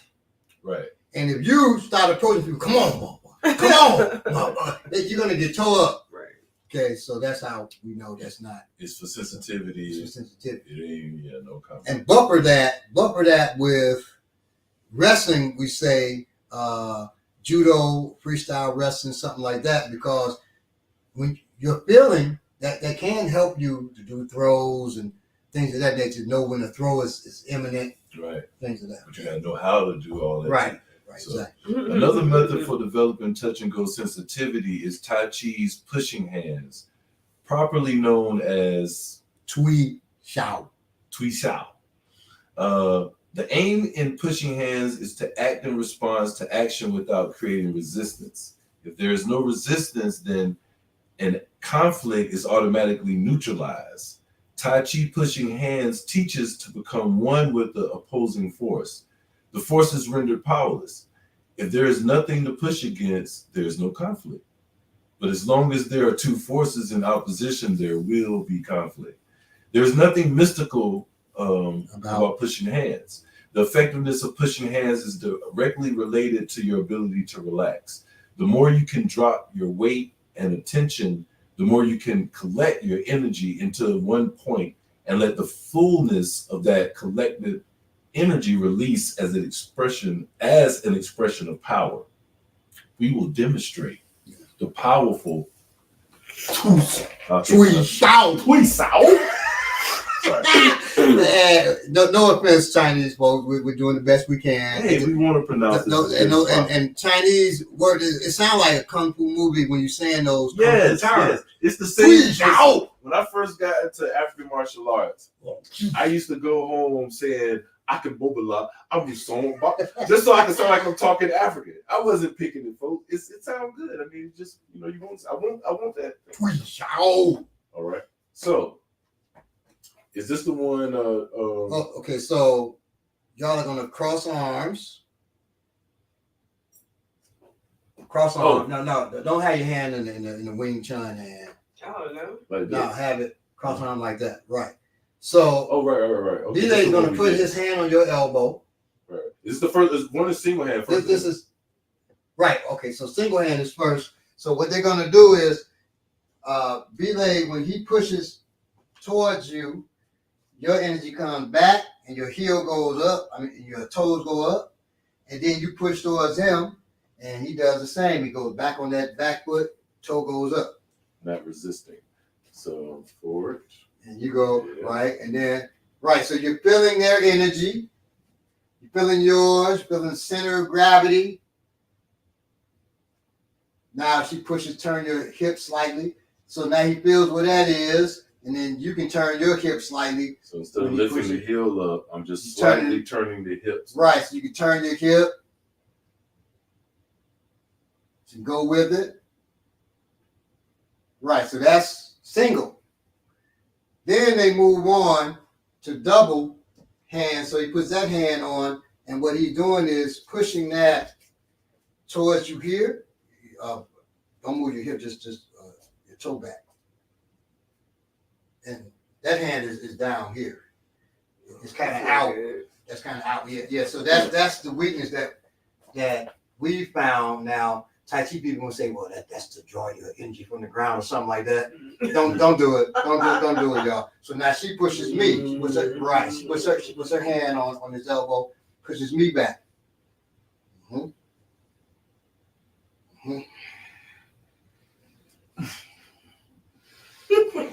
Now I don't know why I do all this breathing.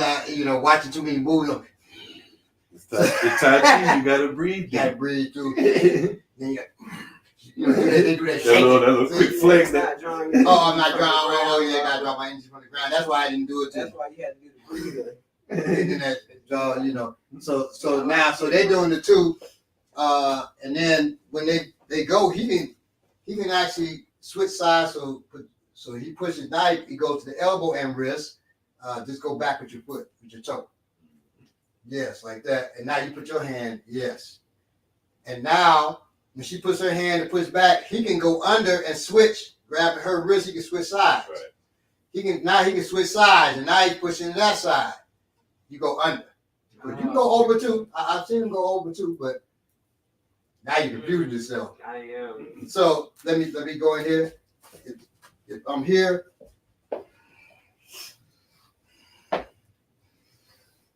and both feet are flat. Now this is totally different from us. Oh, it's the other here. And so you go under, he goes under. And then you're trying to get the person off balance. See, like I'm off balance, like you threw me off balance, but I threw this hand back and drew the energy from the earth and stopped you from throwing me off balance. See? Yeah. Like that. I push it into you. If Ooh, your energy, see? I ain't have a good ground. I had good ground. That hand's got to be towards the ground. Otherwise, you get pushed, see? You gotta have that foot up. I ain't had that foot up. So when I get ready to push you, throw that hand back towards the ground. Oh. That's good. See? Stop. So that's how that works. Okay. And we're just playing. There's no way he could stop him from pushing by putting his hand back. Right. So, now, Bobby, is that just no? Is this just since we standing up right now? This would be more combative than the one that we was doing, maybe. what you mean? This? You mean push hand more combative than chi style? Yeah. Yeah. So I don't know if this is what they do, but this is what I see from my experience. Right? When you punch, I'm seeing that, moving that off and things of that nature, right? So this energy, you got to feel it though. So if you're punching and your energy's coming forward and it's just not there to punch, then so your energy's coming forward, I feel it going out that way. But this is from That's what I'm doing. That's what I'm doing. And so I can't just push it over there. So instead, I go here. And I don't even know really how Tai Chi strikes.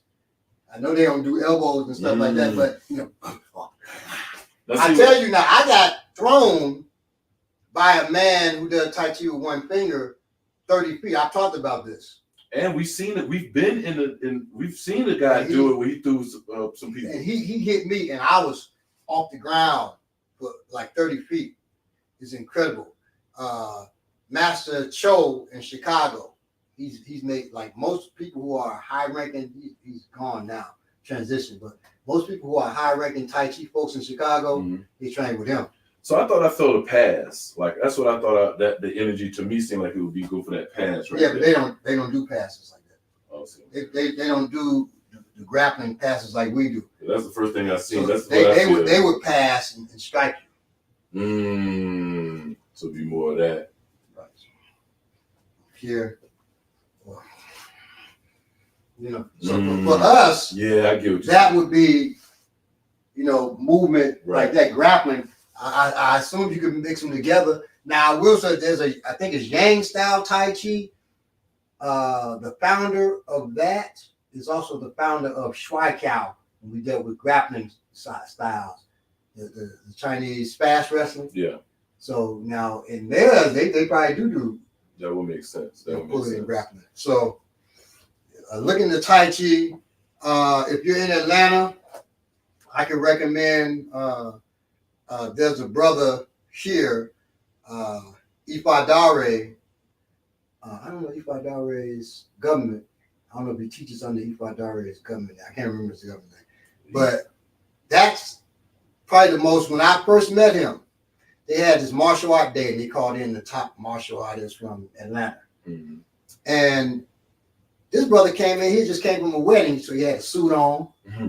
And when he did his thing, they called him up. He is throwing down. Before him, this Chinese dude had done his Tai Chi, and he was great. When his brother came in, I'm like, God damn. He said, I don't have nobody with me. Everybody using their students. He's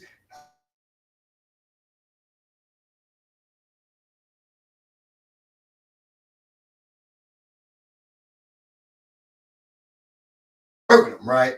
I said, wow, I never seen Tai Chi like this. So I turned to the Chinese dude. This is, my own ignorance. So I said, that's your student?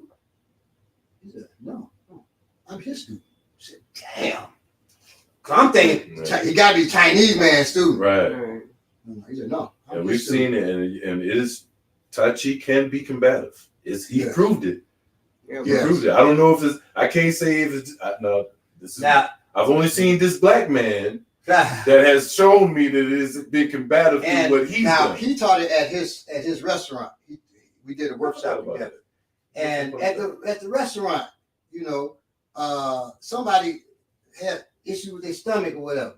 He working, get the pain out their stomach, all kinds of stuff. He showed everything. He tried to grab him. He just, that little thing like that. Somebody had other issues. He took out the needles. Yeah, so you're good with it now. And like, whoa!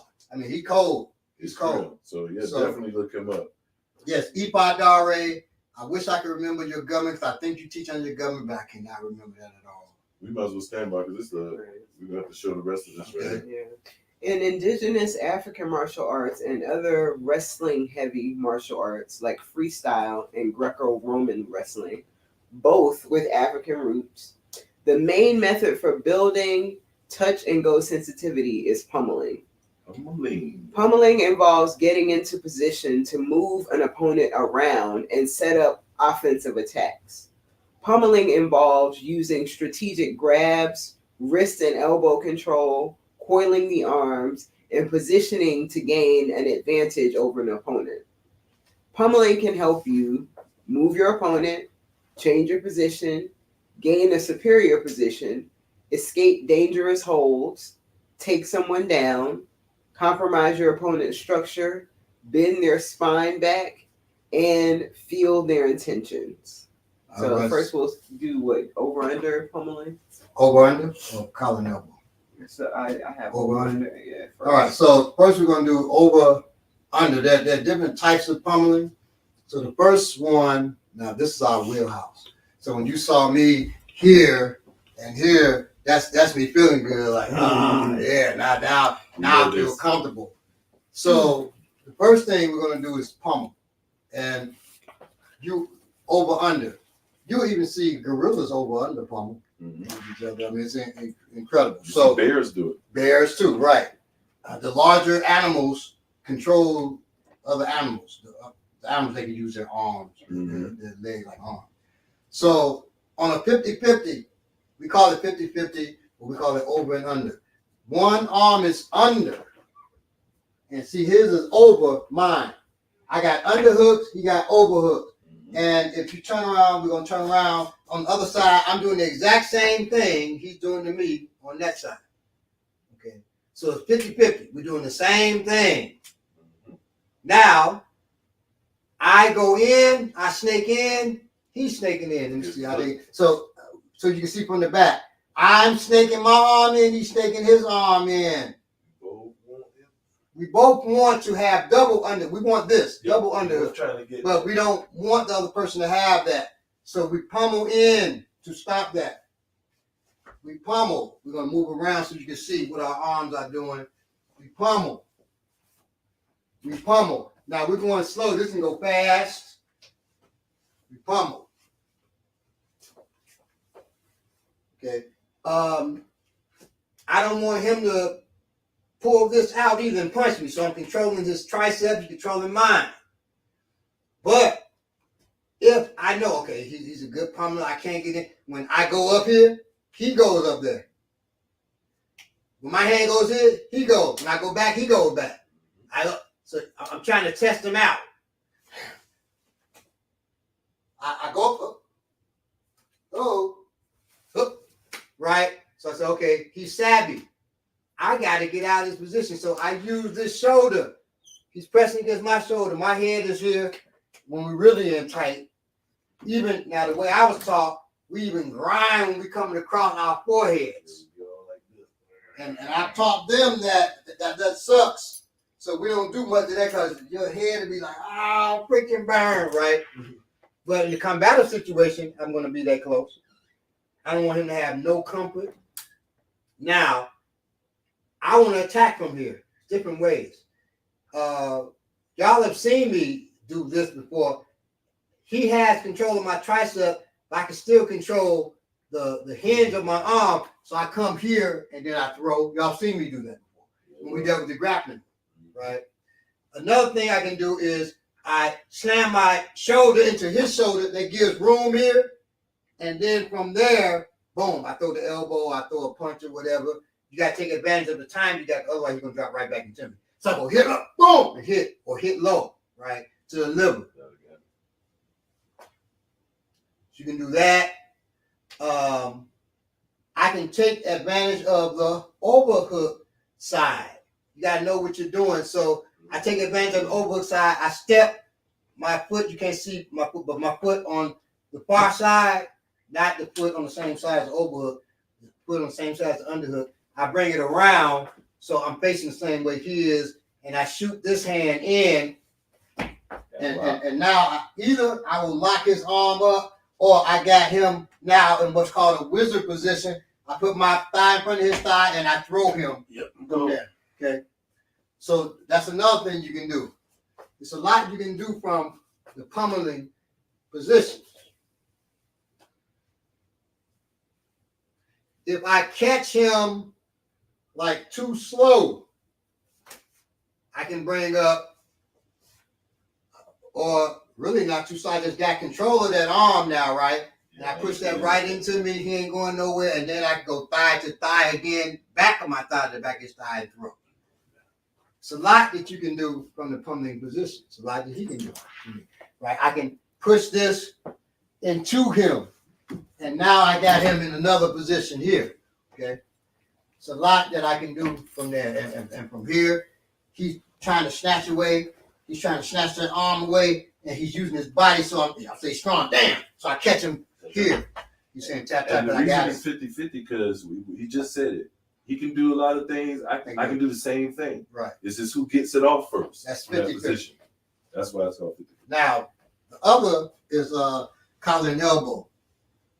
So collar and elbow, you've seen this commonly in wrestling. Yep, But sure. in wrestling, they always do this. Yes, I They lock in. And that looks so strong to both, right? So collar is called collar and elbow because I'm grabbing his collar, he grabbing my collar. I'm grabbing his elbow, he grabbing my elbow. You press your elbow into them, and so I got to control that because I don't want him to push me around with that. Because we're trying to also unbalance the person to figure out where I can throw him, stuff like that, right? His foot went back there, I took that foot, I can throw him there. There's different stuff you can do from here. So when we pummel from here, the object is I want to get both hands on his neck. He don't want that. He want to get both hands on mine. So when I go under to put it on his neck, he goes under. I go to his other elbow. I go under, he goes under. I go under, he goes under. I can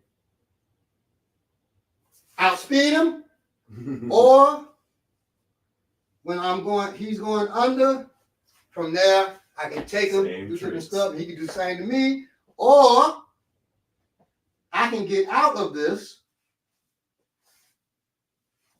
I don't like that. I hate with that one. It's so I easy. get out of that. I want to follow. Right. Okay.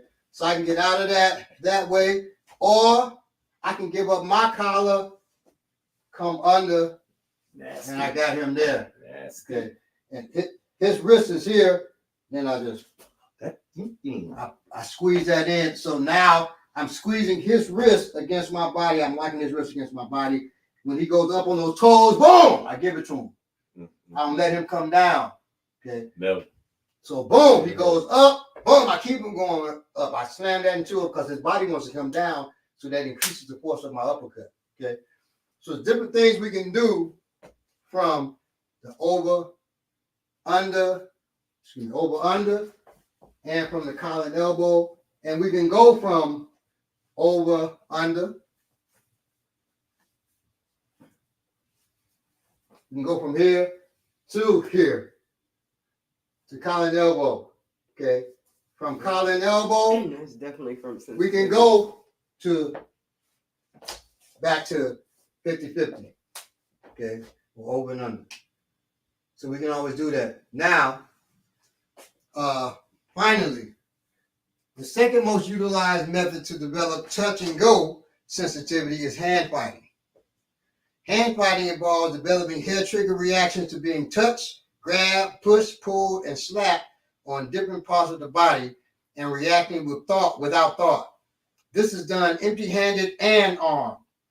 Where both combatants are empty-handed, one is empty-handed and one is armed and both armed. So we can go with. We got 1,000 of these. He got a tool. My sharp. Yeah. That's right there. He has a tool. I don't. So you can be that way. Right?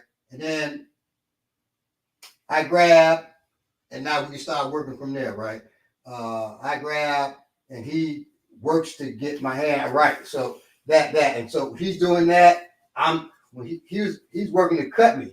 Mm-hmm. Right? I was coming down. I move with that. Y'all didn't see that, but that's what happened just then. Right. Well, maybe you did see it. I ain't gonna disrespect you like that. So he grabbed me like this. Move, I know I can just come up and come down and get that cut right. Right. If you don't know how to move with that, or you try to resist that, right. Straight. This is the most. So he goes in. I move with that. Right, otherwise, I get cut. Okay. So that's sensitivity. Yeah, bro. So that's armed versus unarmed. Now we're not going to do a lot with this. Armed versus armed. That's another way to do it. And this one. Okay. Yeah. Thank you. Thank you. Yeah. That makes so more sense. Because I had a clear advantage in that. If you ain't know. So arm versus you arm. Still got a clear advantage. So now, right. That was a jab right there. So I still got a clear advantage. So you grab my wrist. Right. So he grabs my wrist. Mm-hmm. And then I go now. See, so he went there. You got to be sensitive to know to do that. Mm-hmm. And now I would say come over. That's number 9, right? Like this. Good. Oh, I did it without a 2. Mm-hmm. Ooh. So this is hand fighting. We both have tools.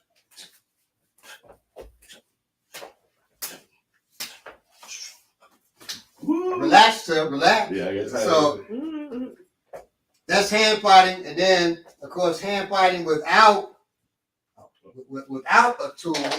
We're both unarmed. So grab. You can do different stuff.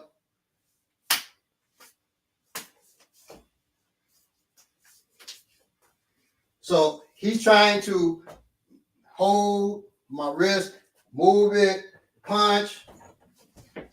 I'm trying to do the same to him. Get that hand up to right. So you're learning how to. So we got.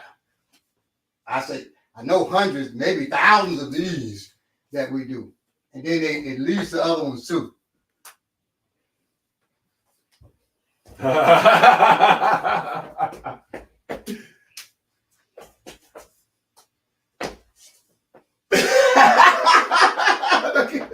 That made me laugh when I see your face being serious about that.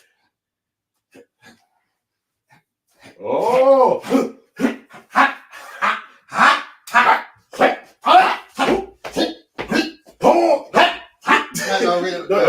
Don't do that. Nobody does that. So we hand fight. We just mixing up their stuff. Yeah. But we do have something similar to that push hand, where we're working. That's usually with the knife. Oh yeah, we come around with the knife. Oh, yeah. And this can be done blindfolded too, to make sure you got the sensitivity, right? Ooh, I lost everything.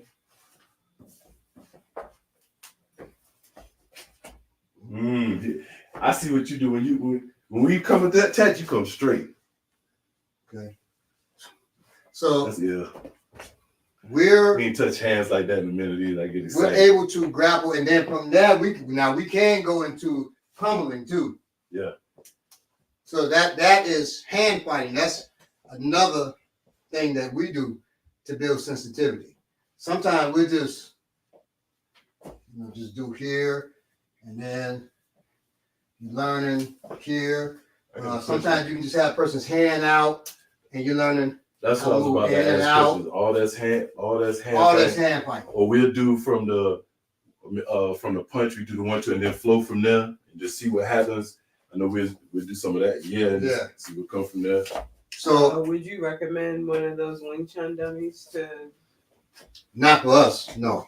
And the reason why that Wing Chun dummy, it doesn't have the flow that we have with a lot of grappling and stuff like that. Are there any inanimate or possibly objects that can move that you would recommend to help train yourself? Bob, even though it doesn't move, you can work. Bob is more realistic than the Wing Chun dummy. They have the Wing Chun dummy even makes you want to Right. It's almost the only way to get in it is to do stuff like that. That's the only way. Right. So that's designed for them. To be honest, the best way to develop sensitivity still is with another human being, because even with Bob, it's not gonna move like him. So if he grabs me, I can tell whether he's pushing or pulling. After training, you can't look and tell, but I can tell you right now he's pushing me that way. I can tell you now he's trying to change it. I can tell that. That's just from years and years and years of working with a person. You'll never get that working with an inanimate object. Yeah. So if he takes me this way, that way, then I know I can catch him here. Right. If he takes me this way, I catch him here. It's not the same thing. If he takes me that way, there's no way I'm gonna do that. I can't. And with Bob, you only get a certain amount of movements before it becomes something is no longer viable. Right. You can do this with the hand, but after his body ain't gonna move like this, a person gonna turn around. You can't grapple him. Right. Around them like you can't step around. You can't manipulate in the same way. So nothing like a person. Nothing. Touch hands with a human. If you do forms, kata, kun, whatever you call it, kyun, spend more time working with a human being. Yeah, well. Because now you're going to develop the attributes you need. I don't care. Don't let no instructor tell you from working the forms you can develop your timing and all that. No, you cannot. That's a lie. It don't even make sense. You can develop speed, yeah, but you can't develop timing, because timing is my speed in relationship to you. Right. So your speed ain't gonna be the same when a human is gonna get involved. Your timing is not gonna be the same. Right. So this speed is one thing. Speed, that's nice. Mm-hmm. What does that mean against a human? When I try to hit him upside his head with that. So you're doing a form, imagine that you hit somebody. Right. I try to hit him and he does that. Now what? Now you have to have some time. So now you gotta have time and you gotta have sensitivity, because his job is blocked. So I gotta know he blocks that. So I gotta know to open him up, and that pulls him right into that. I can only know that if I work with a human. Right.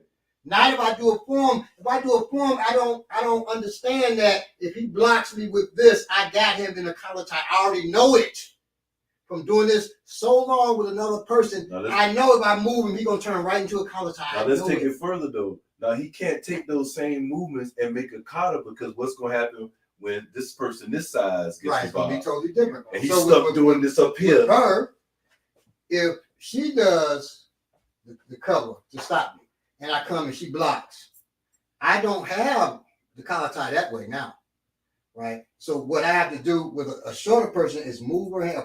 Anybody is shorter than you, period. You move your hand out, that's significantly shorter. And now I got it this way. You gotta know.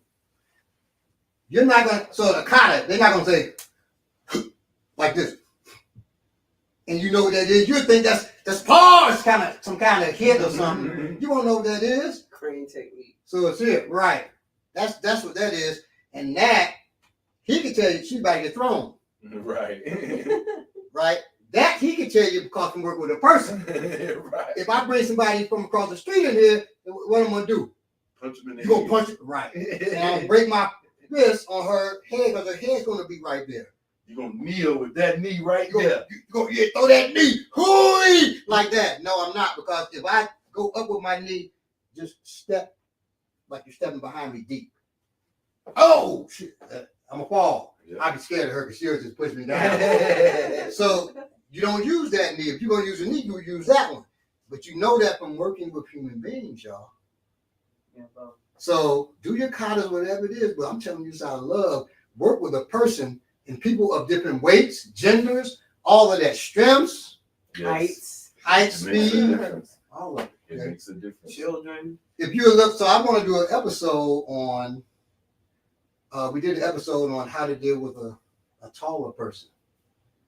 I want to deal with how to deal with a person with a huge disparity in size, height, weight. Mm-hmm. I want to deal with something like that, so we got to get the people. So, like, you're short, but you don't carry yourself short.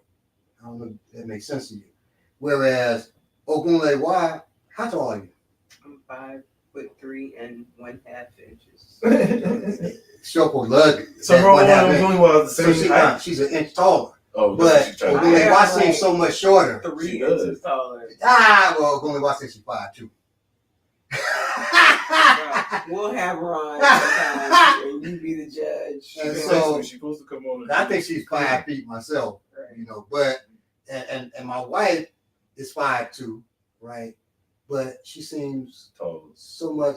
Well, now her energy seems tall just because her energy's like that. Yeah. But standing up, working technique with her, she seems still shorter than you. People are, you sometimes you're petite based on your limbs. Like my limbs are normal, not petite limbs. So it's gonna be in your different head. with me. No, sorry. Also, my legs, even though I'm not tall, my That is legs true. are long. That's true. Right. For a short person. Right, you don't But kill yourself some- like a- Yeah, some shorter people have a longer torso, shorter legs. So that's all going to change. That's like my Yeah. wife, Ogunlewa, everything's just short. But I do think she's like 5'1" at the most. Yeah, at the most. She likes saying she's 5'2.5", but She's I'm like 5 feet and a half. Yeah, yeah, exactly. Because Jare is probably, I think she's still shorter than you and taller than her. Right. Yeah, we do. That's her It's daughter. cool to have like 5 different phenotypes and show the techniques. Have somebody that they like- variate. I can Bogala tall, but then have somebody like Ishu Bayi tall. Right. Different type of Yeah, build. yeah, and a different wideness You to gonna different move sizes. them right different. You gonna eat them different. We bring in a white dude who is 6'4", and big, a white dude big is different from black dude Right, big. the mass The is still corn different. Yeah, They do it different. it's a heavier feel. You Yeah. know, I just don't want him in my house working technique on. But other than that, you know, You would have to agree to certain things. yeah, Or yeah. sign a disclaimer. Yes, because I don't want, because we heard him, he might be like, I'm suing. He wouldn't say it was right here. He would do it later, because, We'll send you a letter. Yeah, exactly. Welcome to Black Media. Right. Generation. The new owner of Right. So I wouldn't, because I don't want to get sued. No, it's litigious blacks too. Oh yeah, So- for sure. Of course. I know a brother who saved back home, busted the window to save this baby that was in the car roasting. The mother had got out. It was on the expressway. It was a traffic jam. She got out to get some air and didn't realize she didn't lock the door. Mm. And now new cars you can't do Maybe that. didn't need air. Yeah, that's what she did. Oh, because it was hot. Yeah. And so the baby in the car. So a brother got out his car. He can't bust the window. And got the baby out, and the baby got scratched by one of the piece of glass, not even like deep cut. And she sued. Him? Yeah, she sued him. Wow. Y'all be safe and be hydrated out there. See, Yes, 'cause it that's gets the wrong hot. instincts. Now, but there is a Good Samaritan law. I think he got her suit. I think her suit got thrown out because there's a Good Samaritan law in Illinois. Like if you do good, even if a person get harmed, or you try to do CPR, you break their People are ribs. trying to and kill save them. a baby Right? Then you can't. from So dying. you can't be sued. Right. Right. So it got thrown out, I believe. That's so cool. Nice. Tai Chi does magic. That's so cool. Nice. The grunting like in tennis. It must have been me grunting. So just took me back to my childhood. What's your childhood? I mean, person y'all used to be doing hand fighting, like on the roofs of your hometown. You from New York? I'm not sure where I met this from. Indiana. He's not from Chicago. James from Chicago. Oh, okay. Y'all do it on the rooftops, hand fighting each other. Ohio. Loser got to jump. Now that would be dope. We should do that for our test. Go on the roof and everybody do it. And whoever loses their hand fight, they gotta jump. Emmanuel Briggs, he's laughing at your hand fighting skills. I know you're not. Jersey. I'm just kidding. Who I from Jersey? wouldn't be mad at you if you laughed. Where you at see my that at? hand skills. It's right there. Okay. Oh, you're from Jersey. I knew it's from the East Coast. I knew something. I was thinking at first Mexico when you called me El Manifesto back in the day. But I just want y'all to know before we leave that we actually came in and tried to make sure I understood these movements. Now, not the pummeling. He's been doing that. Not the pummeling, but everything else, because it is very foreign to what we normally do. So we really tried to give it justice and do the best we can. We want to demonstrate what it is. Right. Those things. When you're looking for a class, whatever you say, well, okay, I'm interested in that. Look those systems up. Of course, don't tell them, well, I saw the Chisao on Warrior Class. I don't want to, they can watch it, but you know. So for my Wing Chun folks with the Chisao, please excuse Tai Chi folks. Tai Chi folks with the Tui Shao. Please excuse us. We're trying to demonstrate what it is. Yes. If you all get up and demonstrate, you know, this is what African martial arts is about. I'm with you. I'm gonna watch. Yep. I ain't gonna get mad at you. I ain't gonna get mad at all. Unless you're really clowning now. Now, if you clown, they good. This African martial arts. Then I'm gonna send you a letter. Yeah. Oh no. Yeah, letter. And don't make a mistake of giving your address. I was gonna say we got to come see you. Yeah, we'll come see you there. We got to come see you. Other than that, do your thing. Because they have done that. They did that on was it Bloodsport? No, they did that. They in my chat doing it right now. They on my page doing it right now. Them idiots. So see, yes, They call me Mud Hut. invite them to come to class. But on Bloodsport, they had the African dude.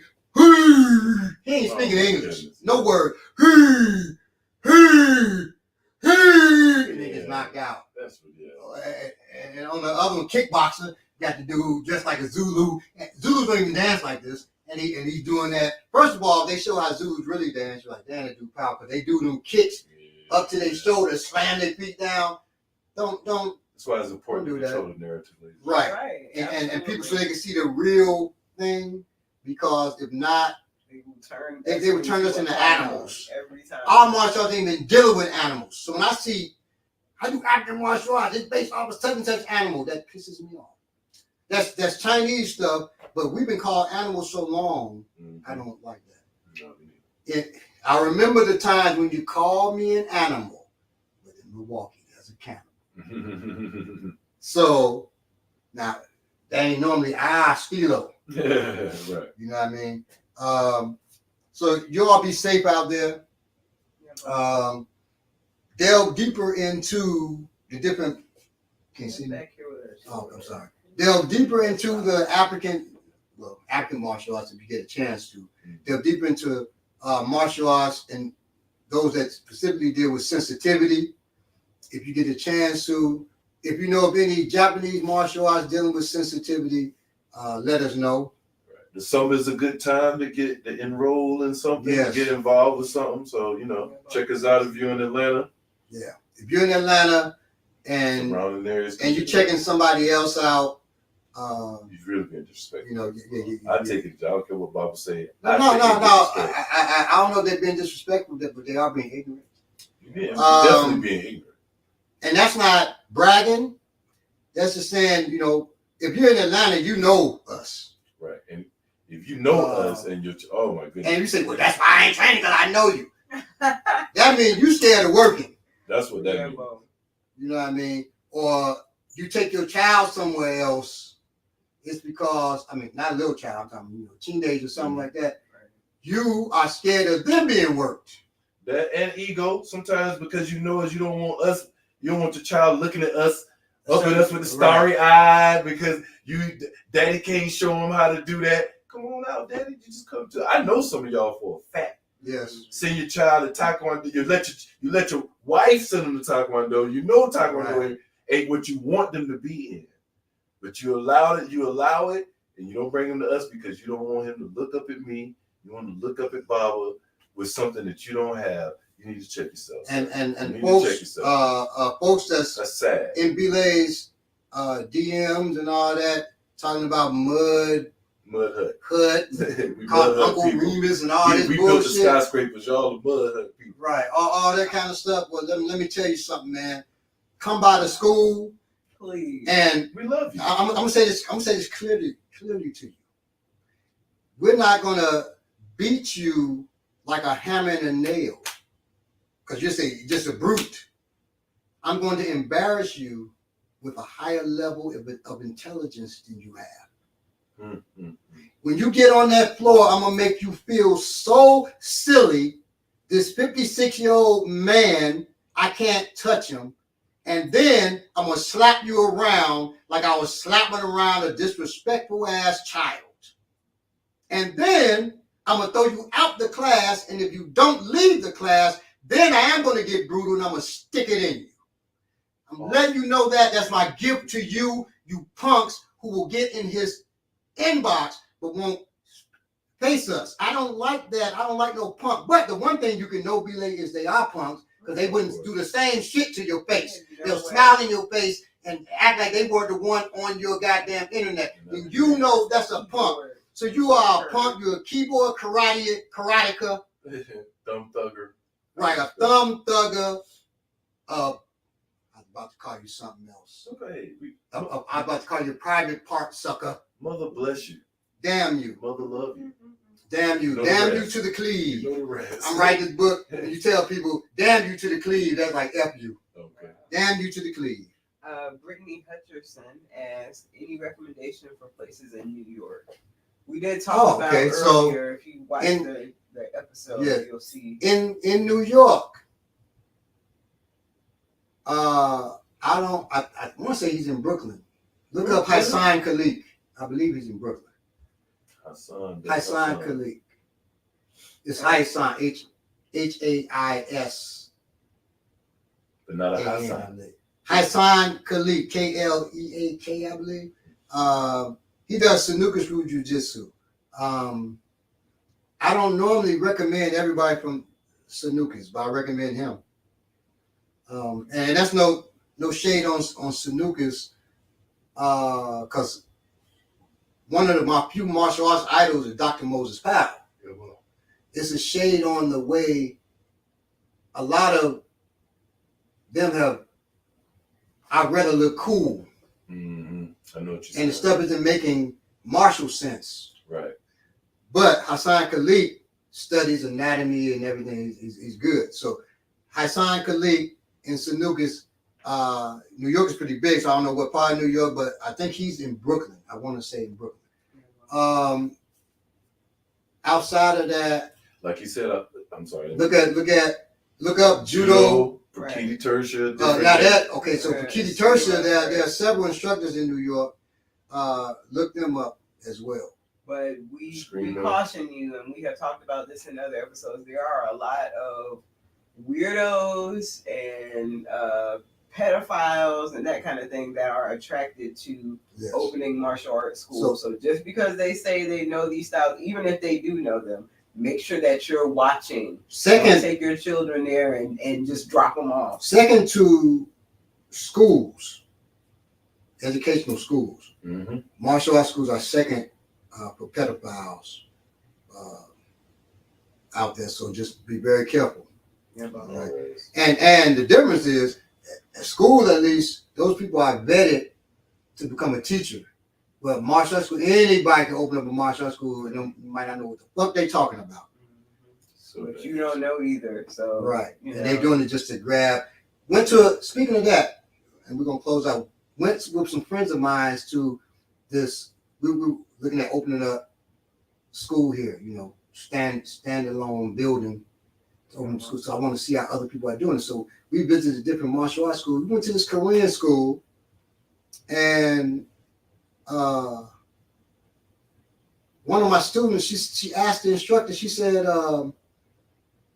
how long? He said, you're going to do. He said, you're going to get in the black belt program, okay? So in 3 years, you get your black belt, okay? Then we'll talk to you about getting your master rank, which is supposed to be black belt, okay? She said, well, what if, he said, you come 3 days a week. He said, what about only want to come 2 days a week? He said, you don't know how many days you need to come read. That's what I'm telling you. 3 days. Boy. I said, she doesn't know. So her husband goes over. He said, you the type of dude that I was just hitting their throat. Normally we're talking to my wife like that, but he hasn't told me that it's okay to do that. He pointed at me. So the dude wondering like, what's going on now?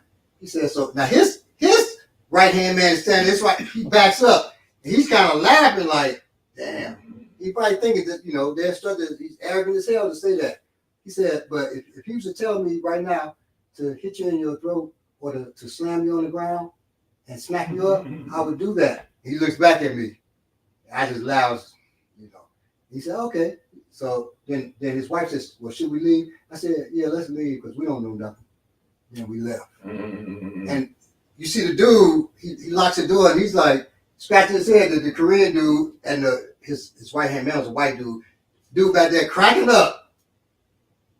The white dude always gonna laugh at your ass. And he was laughing. We had been smacking him up too. And that dude had to stop and think those must have been martial artists. Watch how you talk to people, man. He knew something. The white dude knew something. And that's another thing about those schools. They're gonna talk to you like you don't know nothing. Right. So you're up here and you're down there, and you need that to leave. contributes to the feeling of powerlessness. I watched this instructor. We went right to his school for a test. He's cursing out the parents, the students. One student had spit on another, which is disgusting. Yes, so he should have been dropped for push-ups or whatever. He had all the black belts, adults to children, black belts, kicked this dude in his stomach. Hold it up! Hold your arms up, mother effer! And they kicking him in his. I say, ho, stop! I stop. I'm the ranking person in there. Stop. I said, you know what kind of damage you can do to this internal organ? Stop right now. I looked right at the instructor. I don't. The students I'm not worried about because they better not move if I say don't move. Him, he better stop him. He said, you all go ahead and sit down. I said, okay. I sat down. And so then at the end, he said, I want, all the sabunims to come up. Sabunim means masculine. I just sat down. He looked, I want the sabunim to come up. Like, boy, you better learn my title. I'm not no sabunim. I don't do Korean martial arts. I'm normally not like that, but when you cursing our parents, they sat in this office because they didn't have those teeth. You got a lot of students. I don't understand. They sat in this office. Get the F out my office.